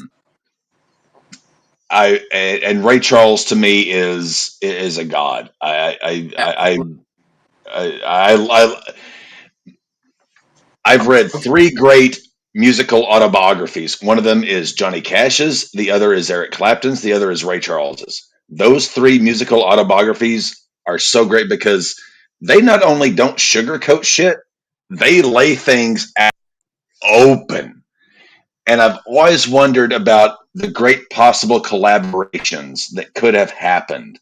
So let's say all of our heroes, Zappa, Cash, Ray Charles, all these people, they're still alive, they're still living. We could have a great collaboration. What are the collaborations that you think would possibly happen today that would just Oh, completely hey. stop the shit out of anything Okay. that's going on? First off, let me give you one from the past that was going to happen but didn't because one of them. Jimi Hendrix and Miles Davis. Jimi Hendrix and Miles Davis. They were going to do a You freaking. told me about that when I was a student of yours. Supposedly, that's a rumor. But Miles Davis and Prince were going to do a big band album, Ooh. and then Miles died. But Yeah. supposedly Miles Davis and Prince were going to do something together.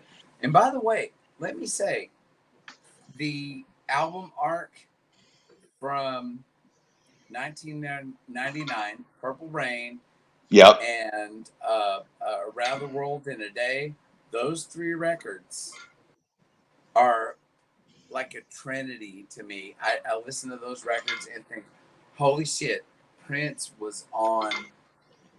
He was on a death. I don't mean a death march in a bad way, but he was on a death march as far as he was going to do this stuff or die. Those three records, 1999, Purple Rain, and Around the World in a Day, I view them as an arc. So when I listen to one of those records, I have to listen to the other two.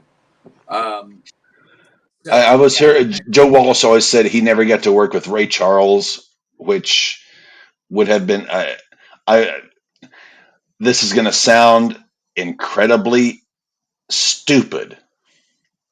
My dog turned me on to Willie Nelson because I'm sitting here. I work from home. I have a sales job. I work from home, and I've got over here. I've got a mounted TV that I usually have music or whatever going on.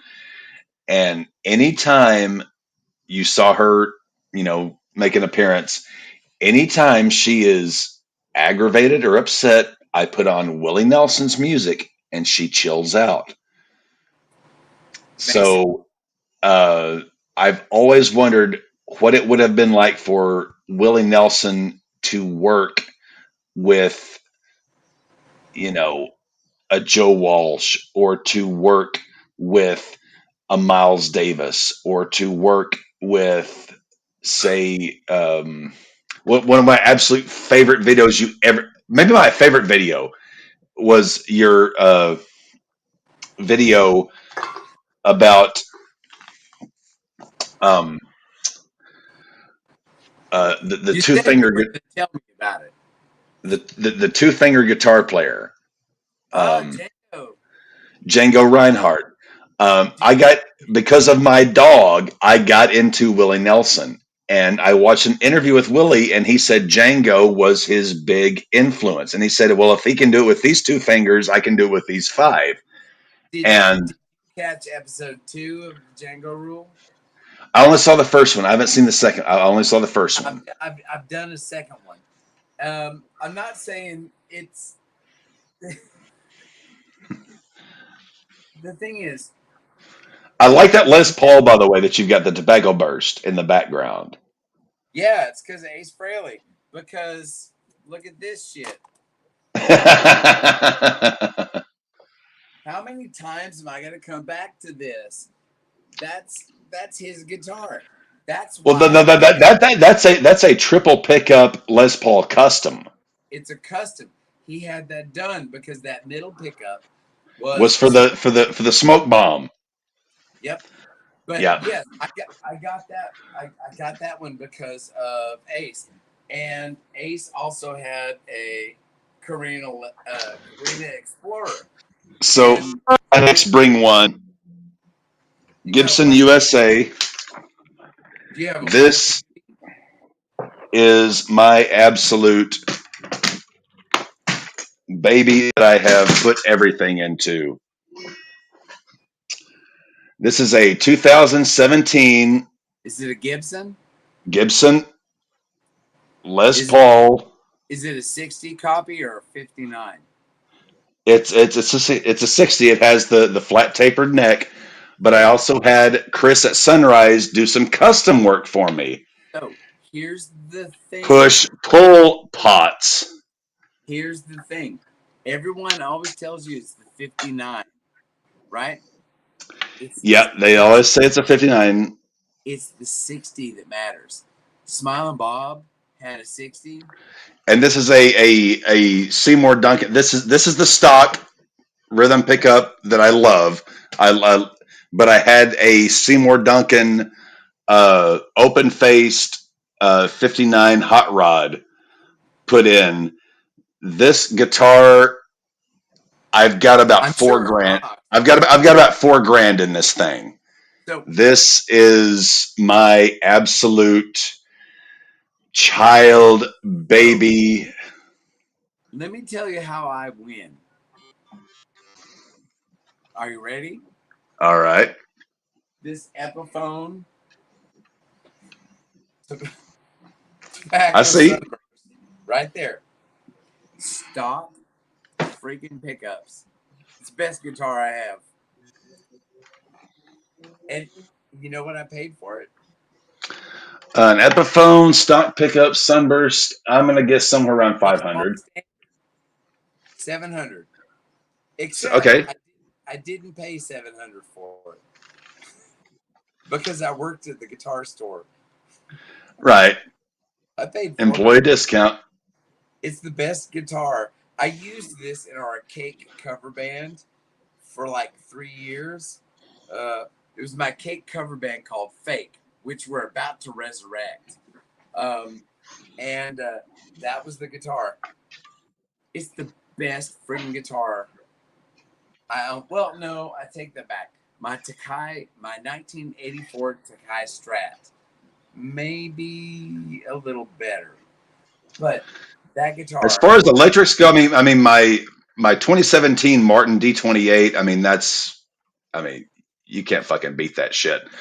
Yeah, I This or can't. I've got a 2015 Fender Strat downstairs. That was I can actually beat. the last year that Fender used nitrocellulose before they I can beat. switched to. Maybe not. I can beat your Martin. I can beat the shit out of your Martin. How do you beat the shit out of my Martin? I've got I don't know what year it is. I don't even give a shit. I've never used I have an Epiphone J500. AJ500. Oh, you got a J It's a J500? I thought it's they made a handmade. I've got an Epiphone J200 Well, downstairs. AJ 500, and it was Okay, made in China, but it's handmade. And the thing is that Taylor 310, which for which has been years, your big, like you've always been a Taylor guy. yeah, I used that for years on gigs. I bought I bought this Epiphone as a backup for that guitar. No, within about 3 days, it's like, no, this Epiphone is my main guitar, and this has been my main guitar for 5 years now. That is my That's pretty backup impressive because guitar. no, you were a big Taylor guy. Yeah, because of that guitar. Yeah, I I've broke. seen you play many gigs with that guitar. I've probably played 1,800 gigs on that guitar. Yeah. Uh, I mean, I've got an EJ200 downstairs. That was my main Hopefully, acoustic guitar in my acoustic band. look Yep.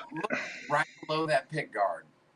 Oh yeah. I got the sound hole. I've played like 1,700 gigs on this Looks guitar. like you also replaced one of the pins in there as well. Well, On the low E the low E string. Looks like you replaced a pin. no, well, it came with ebony pins, and I popped one on a gig, and we couldn't Okay. find it on the break, so I had to replace it with a chrome pin. And I've just always thought, well, wait a minute, chrome has a lot of mass to it. It's the open E string. Yeah, let's keep it because it'll keep that open Okay. E string All right. ring. If we're comparing guitars, let me grab a couple from downstairs. I'll be Okay. right back. Well, All right. If we're comparing guitars.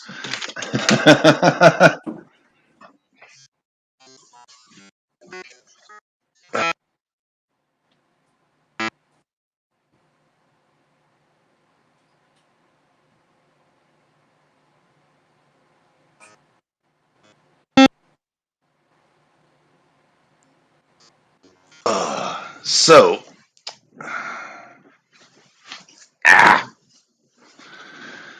oh, where'd he go?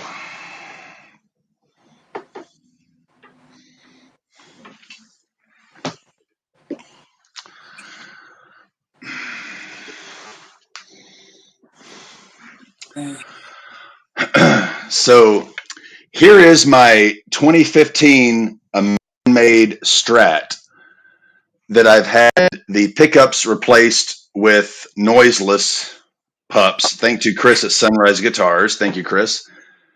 Uh, Actually, the last year that Fender used nitrocellulose lacquer in their guitars. Tokai? I'm not familiar. Okay. You want to hear the story? Tell me the story. We're talking So, guitars. in 1984, Fender sued Takai because their replicas of a Stratocaster were too exact. Gave them a cease and desist. And then the Fullerton factory burns down in 84. And so Fender goes to Takai and says, will you please build Fenders for us because we like music?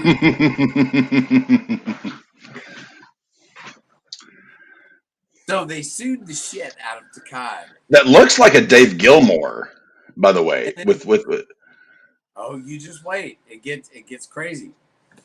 So this is 1984 Takai. It's a late 84. But notice it has JB Jr. and it has Susie and the Banshees eyes on it. So yeah, this is an 84, late 84 It's the first edition of the lawsuit headstock. So they changed the headstock. Yeah, it's 1984. The guys from NXS played Takai's, and it's got a Oh, Wilkinson. they go until I saw the bridge pick. Until I saw the bridge pickup, I was like, that looks like a Gilmore Strat. And then I saw the bridge pickup. JB Jr. And I've got black pick guards, so covers. So I'm going to finish these, and this is going to probably be my main electric gigging guitar. Yes, in 1984. This is as old as That's my wife. 3 years before I was even a wink in my father's eye. It's as old as my wife is. This is my 2013 Gretsch triple buck. Gretsch. These are TV Jones, all TV Jones pups with the Bigsby, the Bigsby logo. I got this from a guy who I was looking for one of these guitars to get it and to put TV Jones's in it. And I found a guy who actually had bought this guitar and already put TV Jones's in it. I was like, what do you want for it? Like, name your price. So this is a heavy son of a bitch, but I love Gretsch's. I became a huge Gretsch fan about 10 years ago. I've owned probably half a dozen of them. This is the one that I have kept because it is. I love this motherfucker. I've never owned a Gretsch, but Gretsch's are phenomenal. I recommend every single guitar player out there get into Gretsch guitars. I agree. They're not Gibsons, they're not Fenders, but they are supremely unique and sound great. Yeah, I had a chance in like I guess it was about 92, about 6120, that the guy who talked music had restored, and the guy had left it for more than 90 days. And I said, what do you want for it? Remember, I was like a poor college kid at the time. Yeah. I said, we got $99 in it. Give us $99 and it's yours. It's been here for 120 days. And I couldn't come up with $100. Well, now the 6120 that had it had the odd sort of like Chet Atkins pickups in it, not the. Except it was the 6120 anniversary. Cherry red. Because I remember that particular model. It didn't have the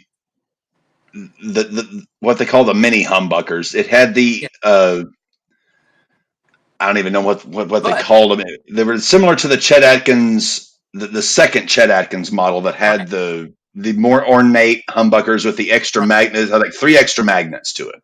But they took it in for a repair. They had $99 in it on the repair. And they said, we'll give it to you for $99. I couldn't come up with the $99. But Damn. It was a 6120 anniversary. And Chet Atkins, I mean, we're doing a guitar player, talk at this point. Chet Atkins, I mean, my good God, what Charlie Daniels said it best, and you and I are both huge Charlie Daniels fans. Charlie Daniels once said, when he was asked to describe Chet Atkins' guitar playing, he said it was like he had a brain in all 10 fingers. Yes, absolutely.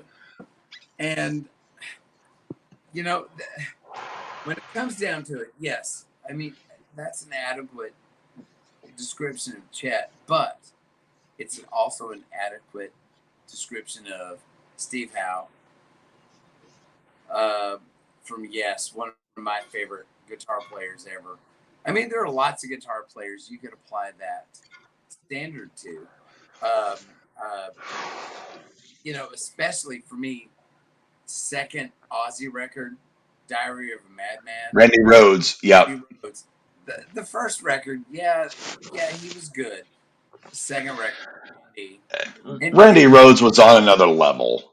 He was. But, you're right, he was. But, and I'm gonna expose one of my biases here. Jakey Lee, who followed Randy Rhoads. Yes, in between. Another level for yep. Randy Rhoads. And I know the Aussie people are gonna hate on me for it. Sorry, Jake was a better guitar player than Randy Rhoads. Maybe not a more imaginative player. To your credit for exposing me to Ozzy and Sabbath, the first concert I ever paid my own money to go to and travel to was Ozzy Osbourne in Oklahoma City. With on the was Zach with Zakk Wylde. Okay, yeah. With Rob Zombie was the opening act. That was my first concert I ever paid money. My mother wanted to shoot me. If she'd have had a gun, she would have shot me. But I paid the money for. I remember there was one lesson you came to, and you brought me a tub, a Rubbermaid tub of spaghetti and meatballs with extra pepper flakes built into it. Your mom would never have shot you. Your mom loved you as much as. She wouldn't have shot me, but here was the odd thing. She hated the fact that my first concert, I went to go see Ozzy Osbourne, but she also raided my record collection about 2005, 2006 at the hospital she was working at because she did CDs for her office. She was a pharmacy tech. She wanted my Doors, my Led Zeppelin, my Sabbath, my Pink Floyd. I was like, Mom! Let me tell you a really cool record spot. And she also sent you the corn cookies. Remember that Christmas? No, it was every Christmas she would make just tons of baked goodies, and I brought you a batch of cornflake cookies, pecan pralines, all of her, and you were like, "My God, my students are going to make me fat." Yes, because I remember there was one year every student brought me stuff, and it was like, I didn't have a girlfriend or anything to help me devour. Yeah, and it was like, holy crap, Jesus. Okay, I've got only a little bit left. I've got a few minutes left, so can I take control for a second? By all means. So anyone who's watching, I have a channel. My name is Dave Holland. I have a channel called String 'em Up. There's a long story on that, and I'll tell it to you later. But I play in a group called the Crumbs. We have 3 albums. Bring 'em Round. This is about the history of the Marshal Service that ranged out of Fort Smith during Judge Parker, the hanging judge's tenure. And also the Marshals Museum has just opened, and hopefully... Yes, it has. Bookstore. This is our second album, Faces and Phrases, and it contains some of the last performances of the pedal steel guitar Hall of Fame inductee Jerry Roller. And it's a good song if you're driving, good album if you're driving out of Oklahoma. This is Magic of Machines. We have guest performances from Jarvis Holloway, Gary Hutchison, Tom Ware. Sorry, my favorite guitarist from Fort Smith, playing electric lap steel and a little bit of fiddle on this one. This is my favorite Crumbs album ever. I never listened to our records, but I listen to this one a lot. So definitely check out String 'em Up. Check out Live from the Stairwell. We're fixing to come into Halloween season. We do Rocky Horror as a bluegrass show. The Rocky Horror Pickin' Show. It's a bluegrass show. We pull other people in to help us out. Um, and Are you going to shave your head again? Are you going to shave oh the no, I beard? didn't shave my head. I just shave all this off. Oh, okay, okay. Look, I've actually got hair. I don't have it up here, but I got it back here. So I leave it all, and usually I just shave the beard and leave the burns, so I can do Tim Dr. Curry Frankenfooter. some justice. But I was told that there's a bring one, Yep.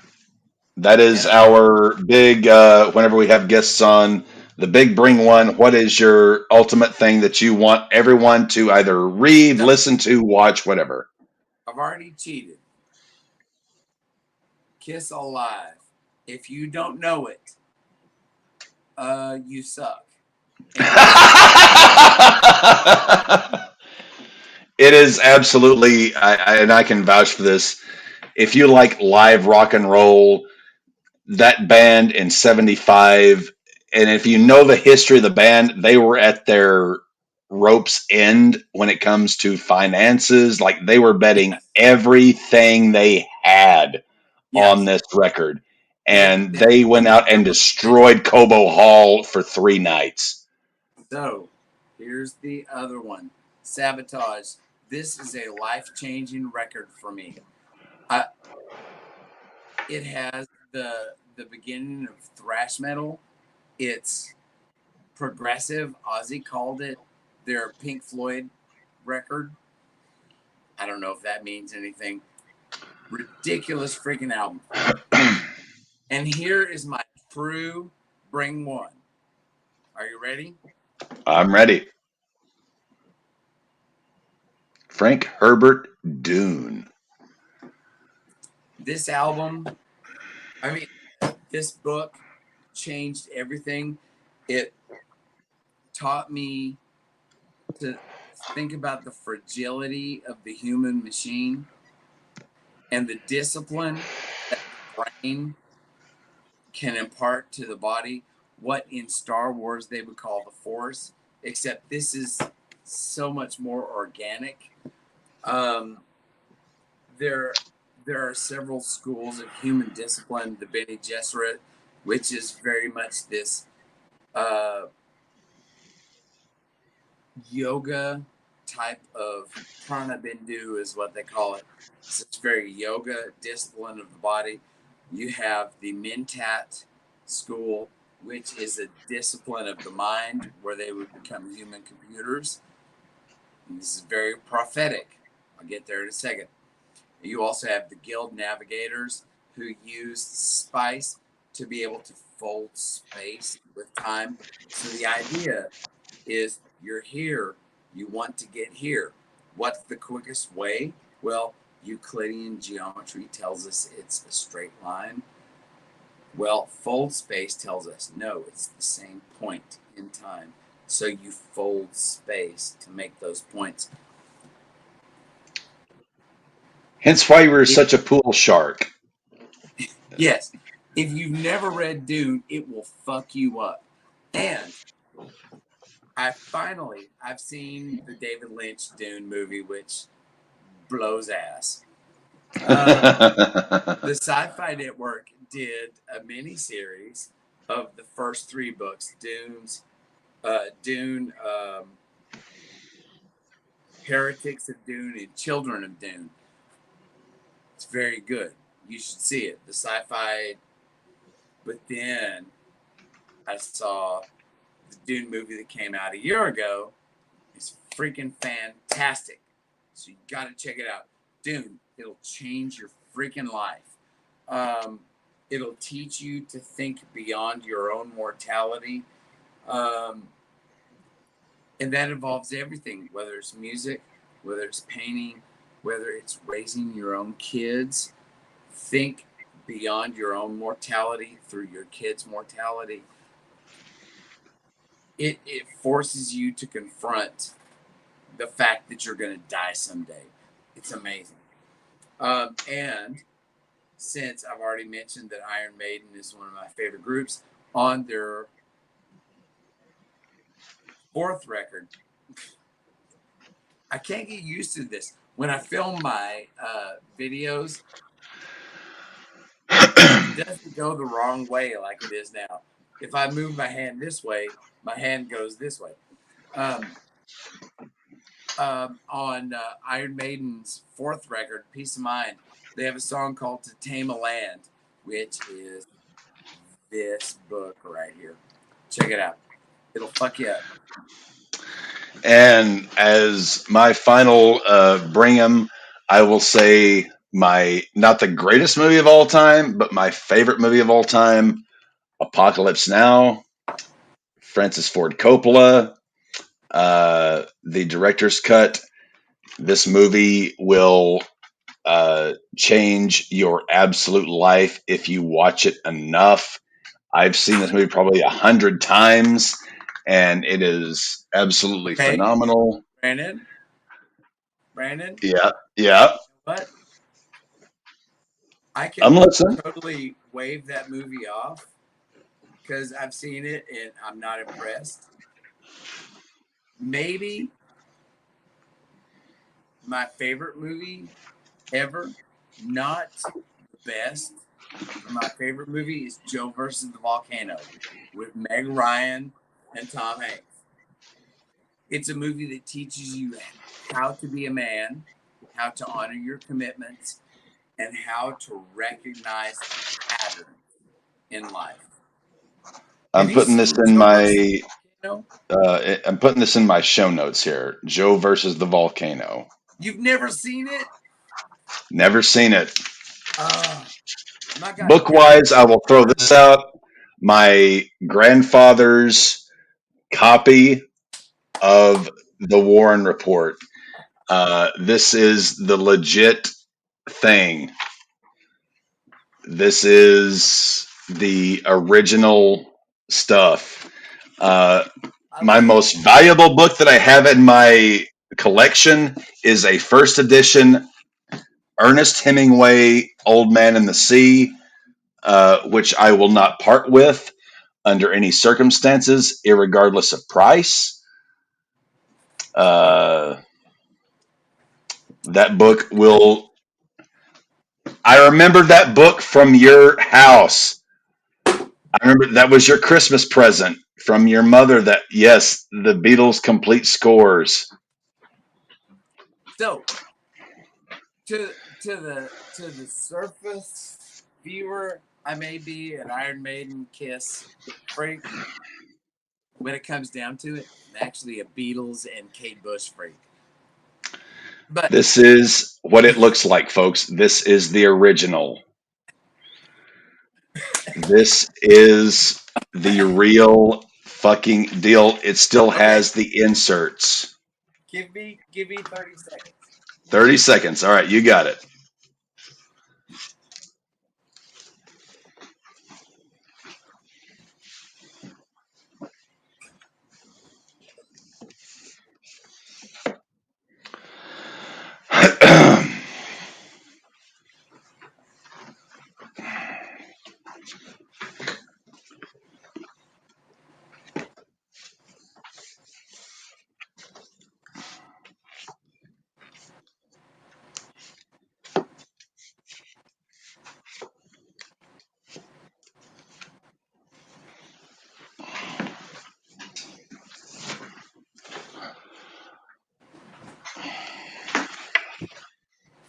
Well, Brandon, I can't find it.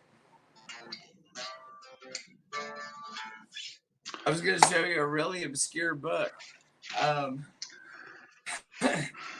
lost my copy of it years ago, and I finally found it on Sunday. Went up to a bookshop in Fayetteville, the Dixon bookstore or whatever it's called. Love the Dixon. The Transformations of Lucius Apuleius. Also, I've heard of that book. Also known as the Golden Ass.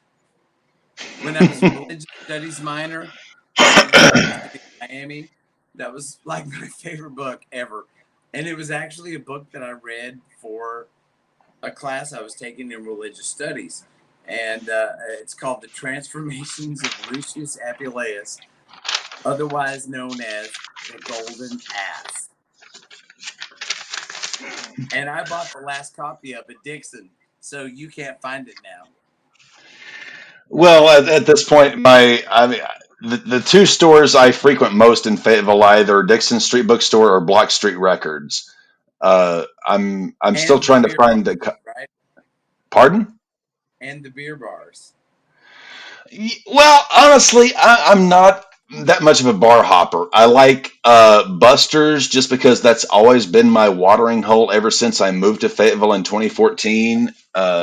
That's kind of my place I hang out. I'm not much of a bar hopper these days, but if I'm gonna go hang out at a bar, it's gonna be Buster's. I know all the bartenders. They know my seat. They know my drink. I walk in and it's like Cheers. They just I Well, walk in and I'm there. I do have something to impart here for anyone who is in Fayetteville. It looks like on, let me make sure, October 1st of October this year, 1st. we're going to be playing. Walton Arts Center is sponsoring and booking the outdoor stage, George's. And Majestic Lounge. Crumbs, yes, the Crumbs are going to be playing 4:30 to 6. All right, I'm writing that down. October And 1st. we'll probably have one Rocky Horror show up. That's a Sunday. Sometime, did I say December? Sometime in October. We also will be doing at least one show in Fort Smith, one show in Springfield. It looks like one show in Cape Girardeau, Missouri, and one show maybe in Nashville. We don't know yet. But here's my plea to you. Let's do this in about 3 weeks. All right. Let's do a Zappa episode in 3 weeks, and I can keep everybody updated on the Rocky Horror gigs we're going to do. Also, do feel free to check out our Time Warp on String 'em Up. No, sorry, that's no, it is on String 'em Up. So that'll be Tuesday, August 22nd. Wait, Tuesday, August 22nd? That would be 3 weeks from today. Oh, yeah, doing a show. Yeah, let's do a Zappa show. Do a Zappa show Tuesday. I'm down. I purposefully tried to stray from Zappa tonight simply because we are both huge Zappa fans, and I wanted to do a Zappa episode because as much as we love Zepp, we love Sabbath, we love all these great bands.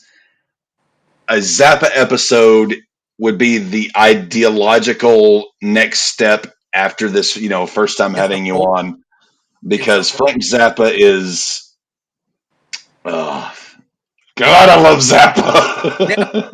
Here's the thing, to maybe tease viewers for a future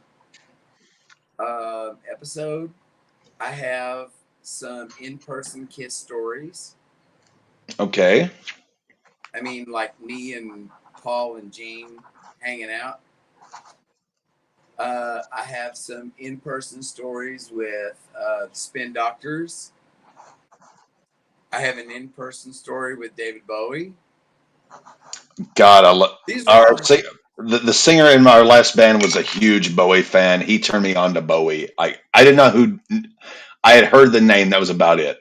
And our singer was like, "Dude, you gotta check out Bowie." And I became a huge. We covered David Bowie songs in our set, and amongst our originals. So I became a huge David Bowie fan simply because I always hang out every Friday night. I always hung out and drank at my apartment with our singer. It was just like, all right, well, we're just gonna order some pizza, drink shitloads of alcohol, and listen to music all night. And he would always put in some Bowie into the rotation. Got to. So, I've also got gig stories. We've opened for a lot of different people. We've opened for Chris Stapleton. I'm a huge Stapleton fan, uh, in the sense that I love his voice, and Yeah, I guitar hope these. playing because he's a badass guitar player. I'm glad you said that. I've heard stories from other musicians I've known who worked with or opened for particular acts, and they're like they were the absolute schmucks of the earth. I'm glad to hear that at least Stapleton was a damn good guitar player. How about this? Unknown Henson. We opened for Squidbillies, bitch. we opened for Unknown Henson, and I've got stories to tell you about Unknown. He was really cool. Let's see. We've opened. I love Unknown Henson.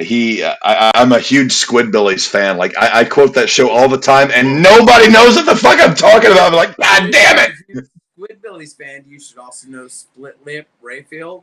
Yep. We opened for them. Let's see. I and a band I had years ago opened for Emmylou Harris and Spy Boy. It was Love Emmylou Harris. Buddy Miller, and the Neville Brothers rhythm section. I opened for them. Love the Neville Brothers. So yeah, we've opened for some serious ass people who liked us. But the Chris Stapleton story is the best. I used to, when I was on Albert Pike, my neighbor 2 doors down from me was an old Louisiana Cajun, sister who had been a singer with the Staple Sisters. No shit. And the way we met was that I would be getting off work. Wait a minute. How old was she? Oh God, she had to be Black lady. Black lady probably had to be in her 60s. She works at the pickup at Walmart. I've talked to her, and she's told me she sung with the Staple Sisters. She's yes. Fifth.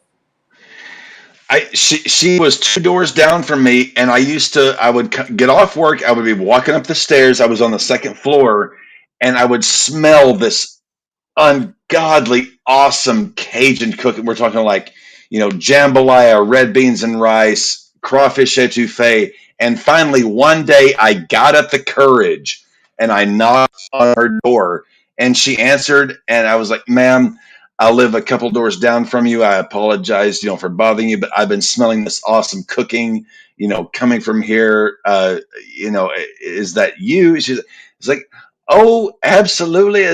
And from, we did some jam sessions together. I would, she would come over to my apartment, it was, like 12 feet away.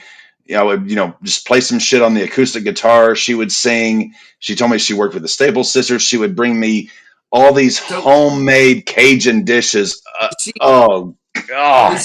Was she slender, about 5'4", really attractive, even though she's older? Yep. About 5'4", slender. Yep. I mean, a really attractive woman. Yes. I swear, she works at the pickup at Walmart on Zero Street, because I went for a pickup one day and she saw the equipment in my car and she's like, "Oh, you're a musician?" And it's like, "Yeah." And she's like, "Well, I used to sing with," and I swear she said the Staple Sisters. And I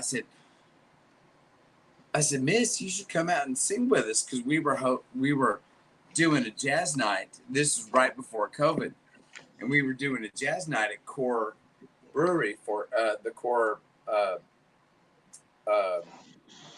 Tap House in Fort Smith. And I said, "Come out and sing some jazz with us." And she's like, "Oh yeah." She never did, but I swear she works at the pickup in at Walmart at Zero Street.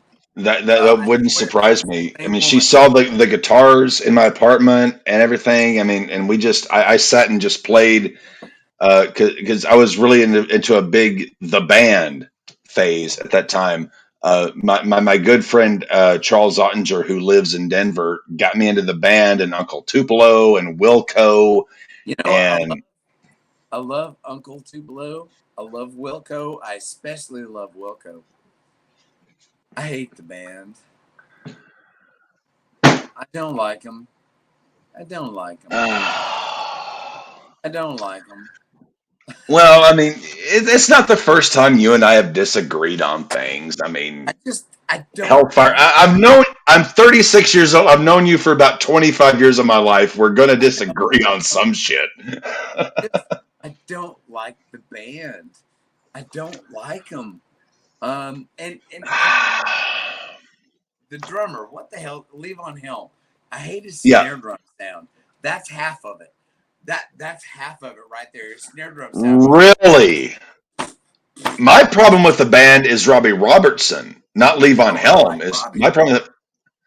I like So Robbie. we dislike the same band for different reasons. But it's like Levon's snare drum sounds like. It's totally the opposite of Peter Criss on those early Kiss records, where his snare drums just go crap. Let's not forget that Peter Criss was not the best drummer, and they had to bring in I session disagree. drummers for him No. on multiple occasions. That was on the post Love Gun records.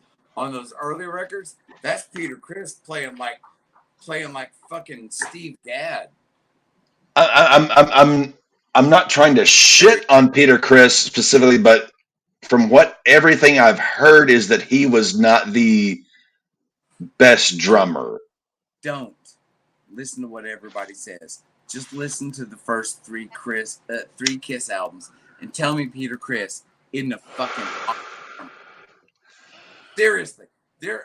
Matter of fact, when we did the Don did his rock and roll thing with the orchestra when I was still in grad school. Peter Criss's gem to this day to me is Black Diamond. That is, to me, that is his gem. And don't get me wrong, it's brilliant. It's fucking brilliant. Black Diamond is okay. So just imagine this: a long Okay. band whose legacy spans decades, and literally Kiss's 70s, 70s, 80s, 90s, 2000s, 50, 10, 6 decades. 20s. Okay, so we're talking 6 decades. Who's the drummer everybody talks about? Okay, that's a complex question. They talk about Peter Criss. They talk about Eric Carr. Eric Singer, though, was, in my opinion, the best drummer Kiss ever had. Eric Singer was a beast. He might be the best drummer, but he's not the best Kiss drummer. This could be a good episode. This a Kiss episode because we both love some Zappa, but a Kiss episode could be a good thing. I'm gonna write that down. But Eric Go ahead. In Badlands with Jakey Lee and Greg Chason and Ray Gillen, one of the best, far better than Guns N' Roses. One of the best bands of the late 80s. Probably the best band. Well, maybe Tesla. But Badlands, holy shit, it's Eric Singer. And I'm sorry, I saw them like 3 years ago with Eric Singer, and Eric's like, dig it. He just doesn't play like he did when he played with Jake Lee, who is Ozzy's guitar player. Fucking Peter Criss, he took lessons from Gene goddamn Krupa. Yes, he did. He's a fucking jazz player. And you listen on the first Kiss record to the love theme from Kiss. It was originally a song called Acrobat. They cut it into several pieces and it became part of the love theme for Kiss and became part of She off the second record.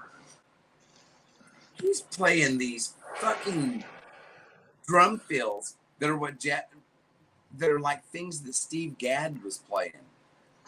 Things that what Vinny Colaiuta was playing.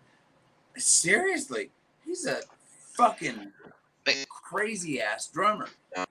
I love Peter Criss. My problem here is that so many interviews and things I've seen and read over the years from both Gene and Paul have said that they had to bring in session drummers Yes, they did. because Peter couldn't cut it. They did after the solo albums. So there were session That was 78 was the solo albums. There were session Right? drummers for Dynasty. That was it. Otherwise, Peter played. Yeah, because Chris left the band in 1980. Dynasty was 79, and then after that was Unmasked. Anton Fig. Anton Fig, yes. Yes. He also played on Dynasty. But Anton, after Steve Jordan, where did Anton go? Anton was a member of the most dangerous band in the world, David Letterman. Okay, this is definitely for our deep dive Kiss episode. So we've got a Frank Zappa episode, we've got a Kiss episode lined up. You mentioned the most dangerous band in the world for Dave Letterman. At some point, Dave just threw this in, Psycho Circus. I love that album. I loved Psycho Circus. People can suck my balls if they don't. I love Psycho Circus. It was a great record. I think it was a great record. Was it on par with the first 6 Kiss records? No. But was it on par with anything after the tour they had just done from 95 to 97, that reunion world tour that broke every fucking attendance record at every goddamn stadium they went to? I saw them 3 times on that tour. There were actually about 4 tours. I saw them in 3 of those 4. But tell me Psycho Circus wasn't better than, to make sure I got this right, Animalize, Asylum, Hot in the Shade. Sounds right. Yeah. Crazy Nights, Hot in the Shade, and Carnival of Souls, which was actually a really good record. Those are the unmasked, the 6-pack unmasked albums. I love Unmasked. I fucking love Unmasked, and I love Dynasty. I love everything. So you got the 6-pack, then you got the 4 solo records, which I love 3 of. I hate Peter's album, but Peter's was the shits. I loved Aces. I loved Gene's. And I liked Paul's. I loved Aces and Gene's, but Paul's I could hit or miss on. Peter's. Paul's is really good. And they brought in Peter's producer for the Dynasty record, Vinny Poncia, correct? Yes, and he also produced Creatures of the Night and Lick It Up. But yeah. Here's the thing. When it comes down to it,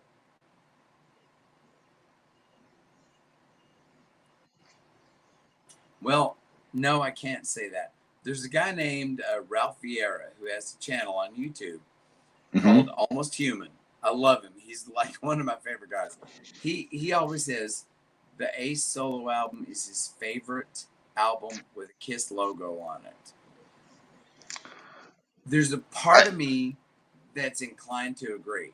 Yeah, me too. Except there's an album called Hotter Than Hell, and there's an album called Dressed to Kill. So, but yes, out of the 4 solo albums, Aces is. Of all the 4 solo albums, yes, I listen to Aces the most. I'm a guitar player. I listen to Aces the most. Yes, me too. Gene's is my second. Paul's is the third, and I just totally disregard Peters. I hate it. I'm not a fan of it, and I'm not a fan of Dynasty either. But my buddy Ralph Vieira has gotten to a point where he says, and I don't know Ralph Vieira. He's from Miami, and he's my age. Well, the Elder, let's not forget, the Elder was the same producer that Pink Floyd used on The Wall. Yes, but it was also Bob Ezrin was involved in that. Who is also the producer on Destroyer. Yes, and he's going for it. No, Destroyer, god damn, what an album. No, Destroyer's a fucking beast.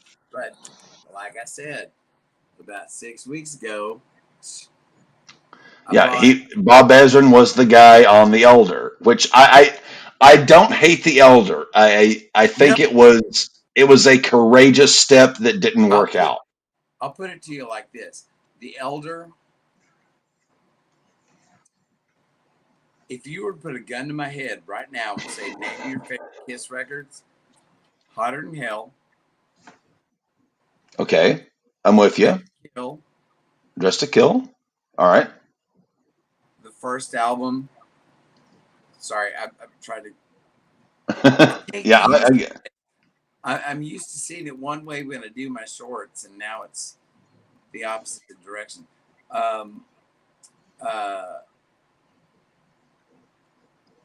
Love Gun. You're not throwing a live in there. Hotter Than Hell. You already mentioned Hotter Than Hell. Creatures of the Night. I'm with you up until Creatures. I can see those being listed. Creatures of the Night. Lick It Up and Creatures of the Night are essentially part 1 and part 2 of the same record. Yeah, yes, you are correct there. They were And Vinny wrote a lot of the tunes, but Vinny Ponzia. No, Vinny Ponzi is the producer. Vinny Vincent, who took over for Ace when Ace quit in '82. Yeah. Yes. Ponzia. I'm forgetting my history. I'm sorry. I try, but I fail. I'm such a Kiss nerd. It's almost like Star Wars. Like Kiss is like the musical version of Star Wars for music fans, because if you miss out on an album or a producer or a personnel. Can you see what it is? Yeah, it looks like that was from the '96 reunion tour. Yes, that is my Kiss lamp.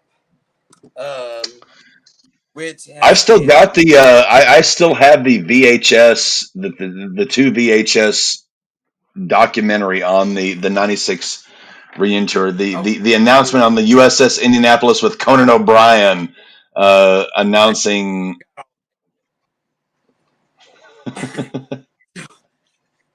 So yeah, Kiss. And the thing is, Black Sabbath's my favorite band. Okay, so Black Sabbath's my favorite band. Rolling Stones are my favorite band. Frank Zappa is my favorite musician. Okay. Eric Johnson is my favorite guitarist. Probably. I'm saying that off the top of my head. Okay. But Kiss is my most visceral connection. They are the band that puts it all together. Everything comes back to Kiss. Everything for me comes back to Kiss. And Ace Frehley, when it comes down to my live lead guitar tone, I'm always aiming for Ace Frehley 1975 Kiss Alive. I'm always aiming for his lead tone. I'm always aiming for either his, Paul Stanley's, or Malcolm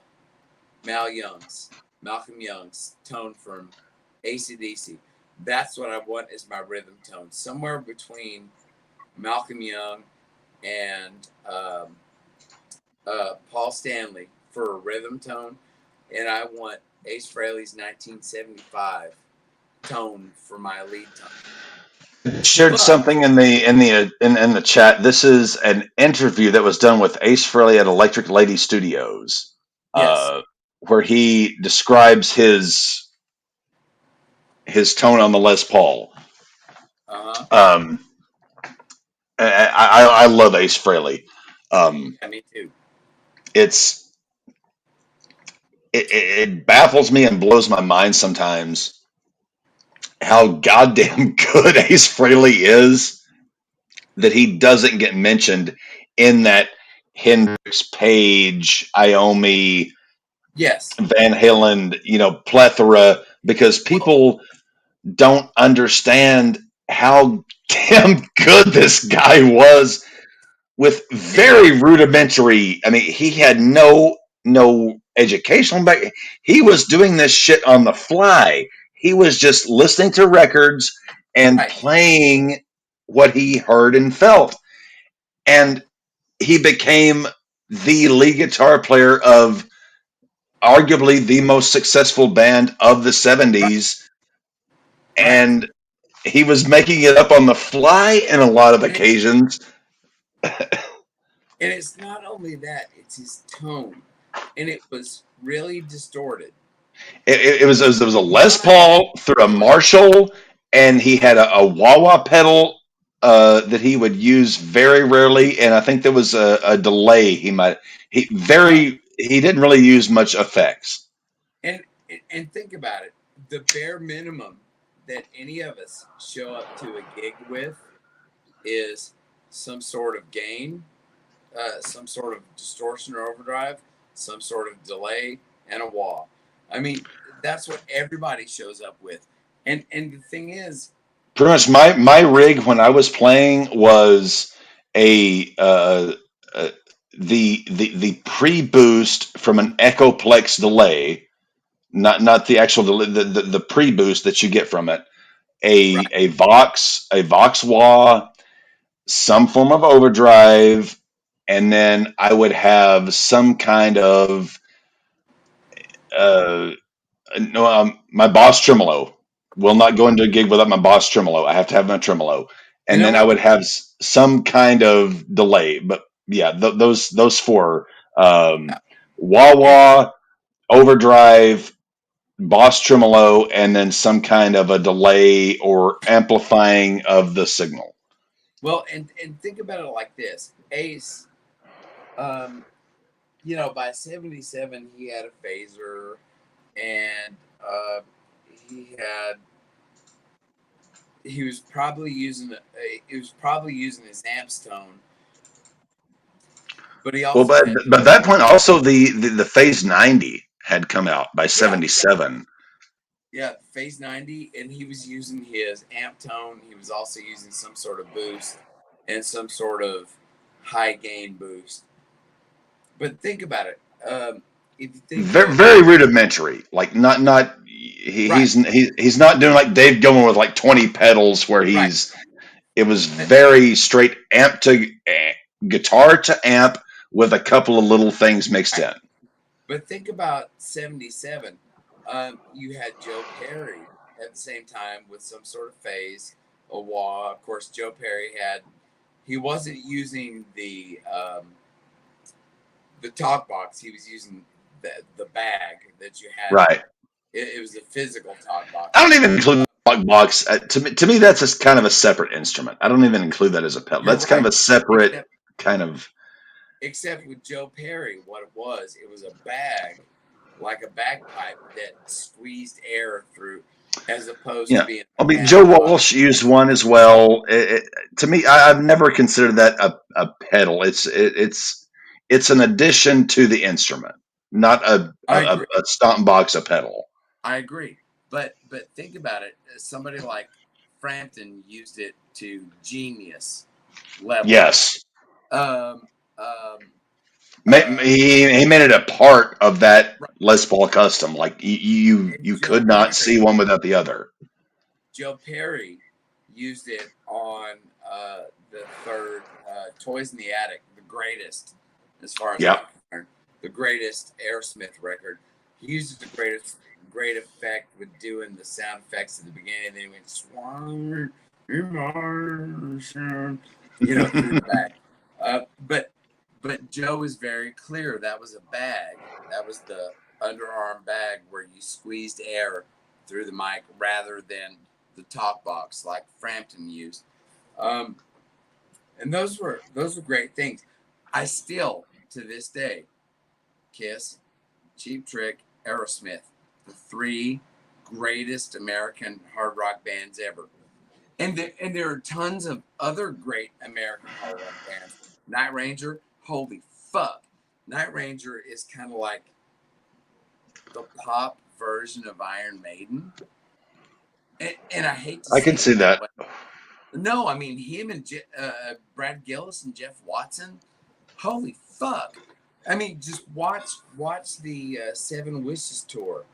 And there are all sorts of videos on YouTube of them. And they're like Iron Maiden, except they're not playing songs about the Battle of Britain and fencing and killers, But I mean, they're like the American Iron Maiden. They're like, holy fuck, what is this nonsense? Well, Bruce Dickinson is arguably the most intelligent guy who has ever been a rock and roll frontman.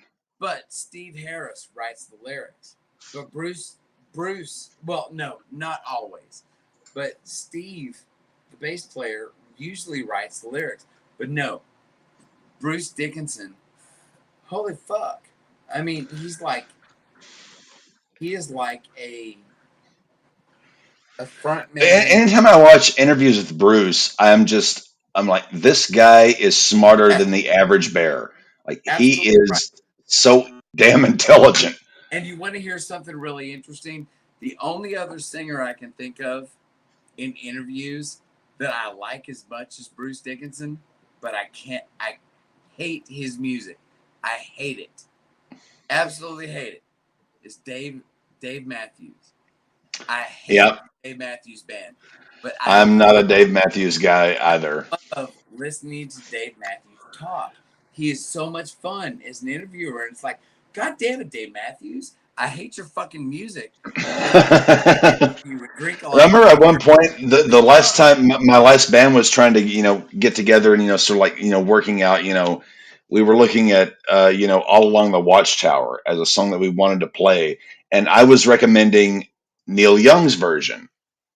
No. And I love Neil Young. I adore Neil Young. And our keyboard player was saying, let's do the Dave Matthews version. I was like, no. It's like, I like the Neil Young version. One other option. Hendrix. You got to do Hendrix. I do love Hendrix, but I cannot. Neither then nor now could I potentially even remotely come close to copying Hendrix lyrics. So that was why I was suggesting the Neil Young version, which the live version with that he did at Farm Aid. Gosh, what's the year that he did that with? It was 85.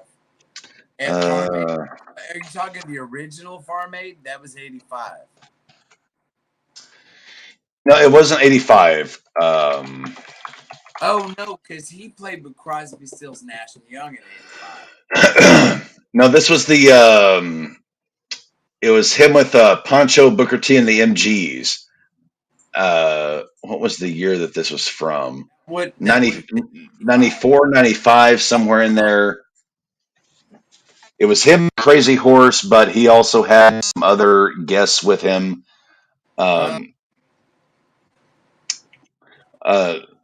mean, I love Neil Young. I mean, I in my car, I drive a 2009 Ford Escape, and in that car you pick up the the armrest. There's CD spots, and in there I still have Neil Young's greatest hits. And there are times when I just drive around listening to songs from Harvest, songs from the first album, Cinnamon Girl, amazing stuff. But do you know Ark Weld. The two. I did not. Oh, it's Arc/Weld, and it's the when they first got back together in 91, 92, and they did a tour, and Pearl Jam opened for them and stuff. The Arc Weld record is freaking amazing. It has the best version I've ever heard of Cortez the Killer. Love that song. It has the best version of Powderfinger, Welfare Mothers. No, you got to check out Arc Weld. It's a brilliant. And it came out after they did the Freedom album, which has No More and Rockin' in the Free World, and it's the album that came out after that. So that was after Rust, because Rust was the live album that had Rockin' in the Free World Parts 1 and 2, if I remember correctly. And I just posted in the chat my favorite part from Page and Plant's reunion tour, their version of "Babe, I'm Gonna Leave You." My favorite from Page and Plant was Yalla.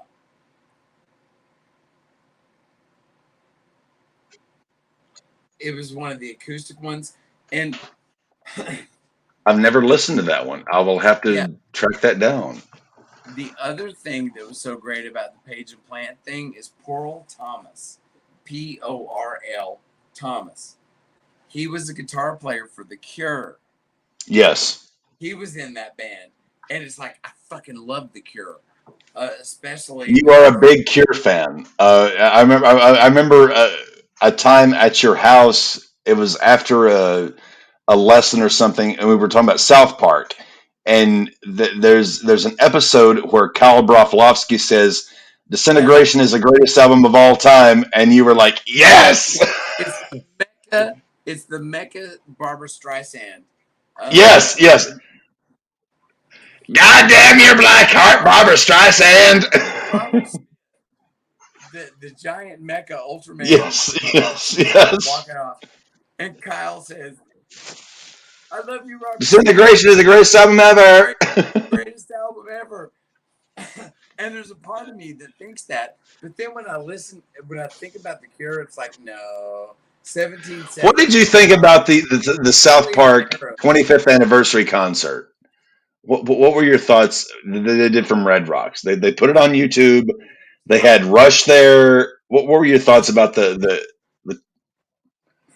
I haven't seen the whole thing. Oh my god!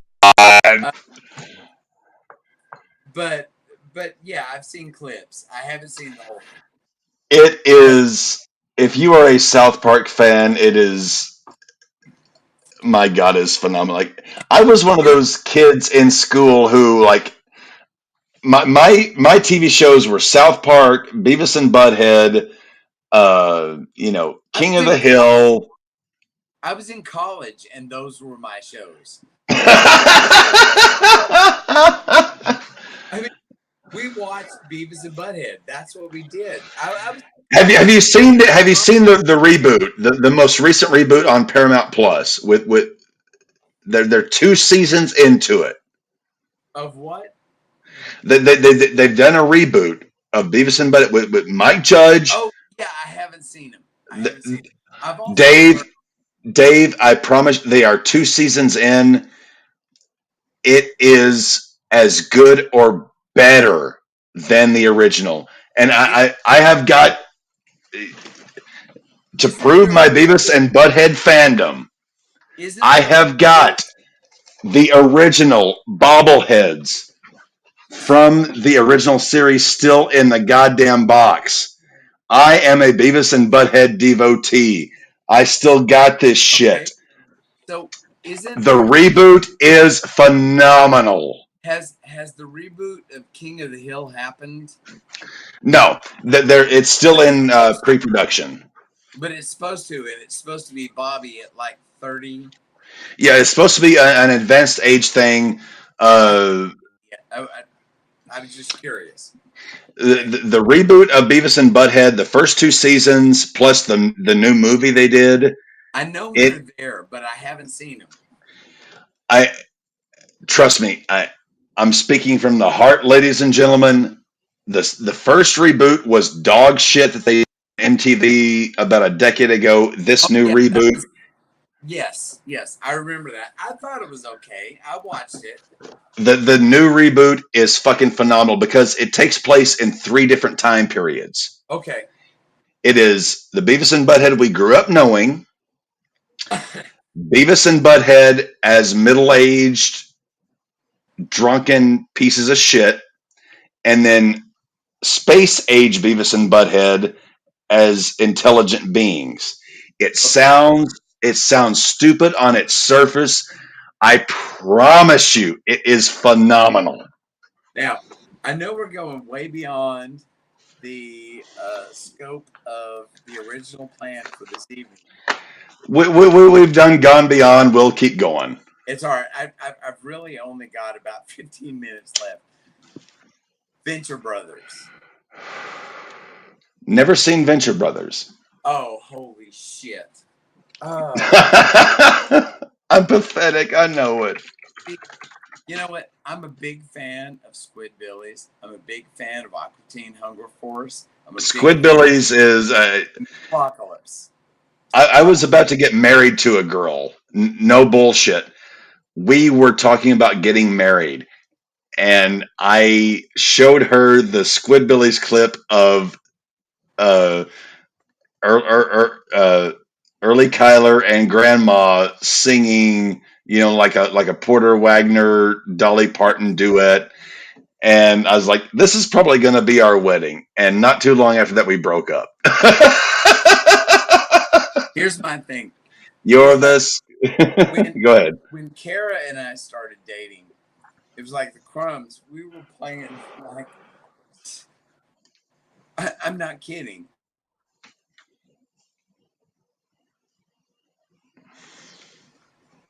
We were playing 7 nights. And we would watch Squidbillies and Metalocalypse on the DVD player in the car. My wife knew what she was getting into. We were playing up at the Mellow Mushroom.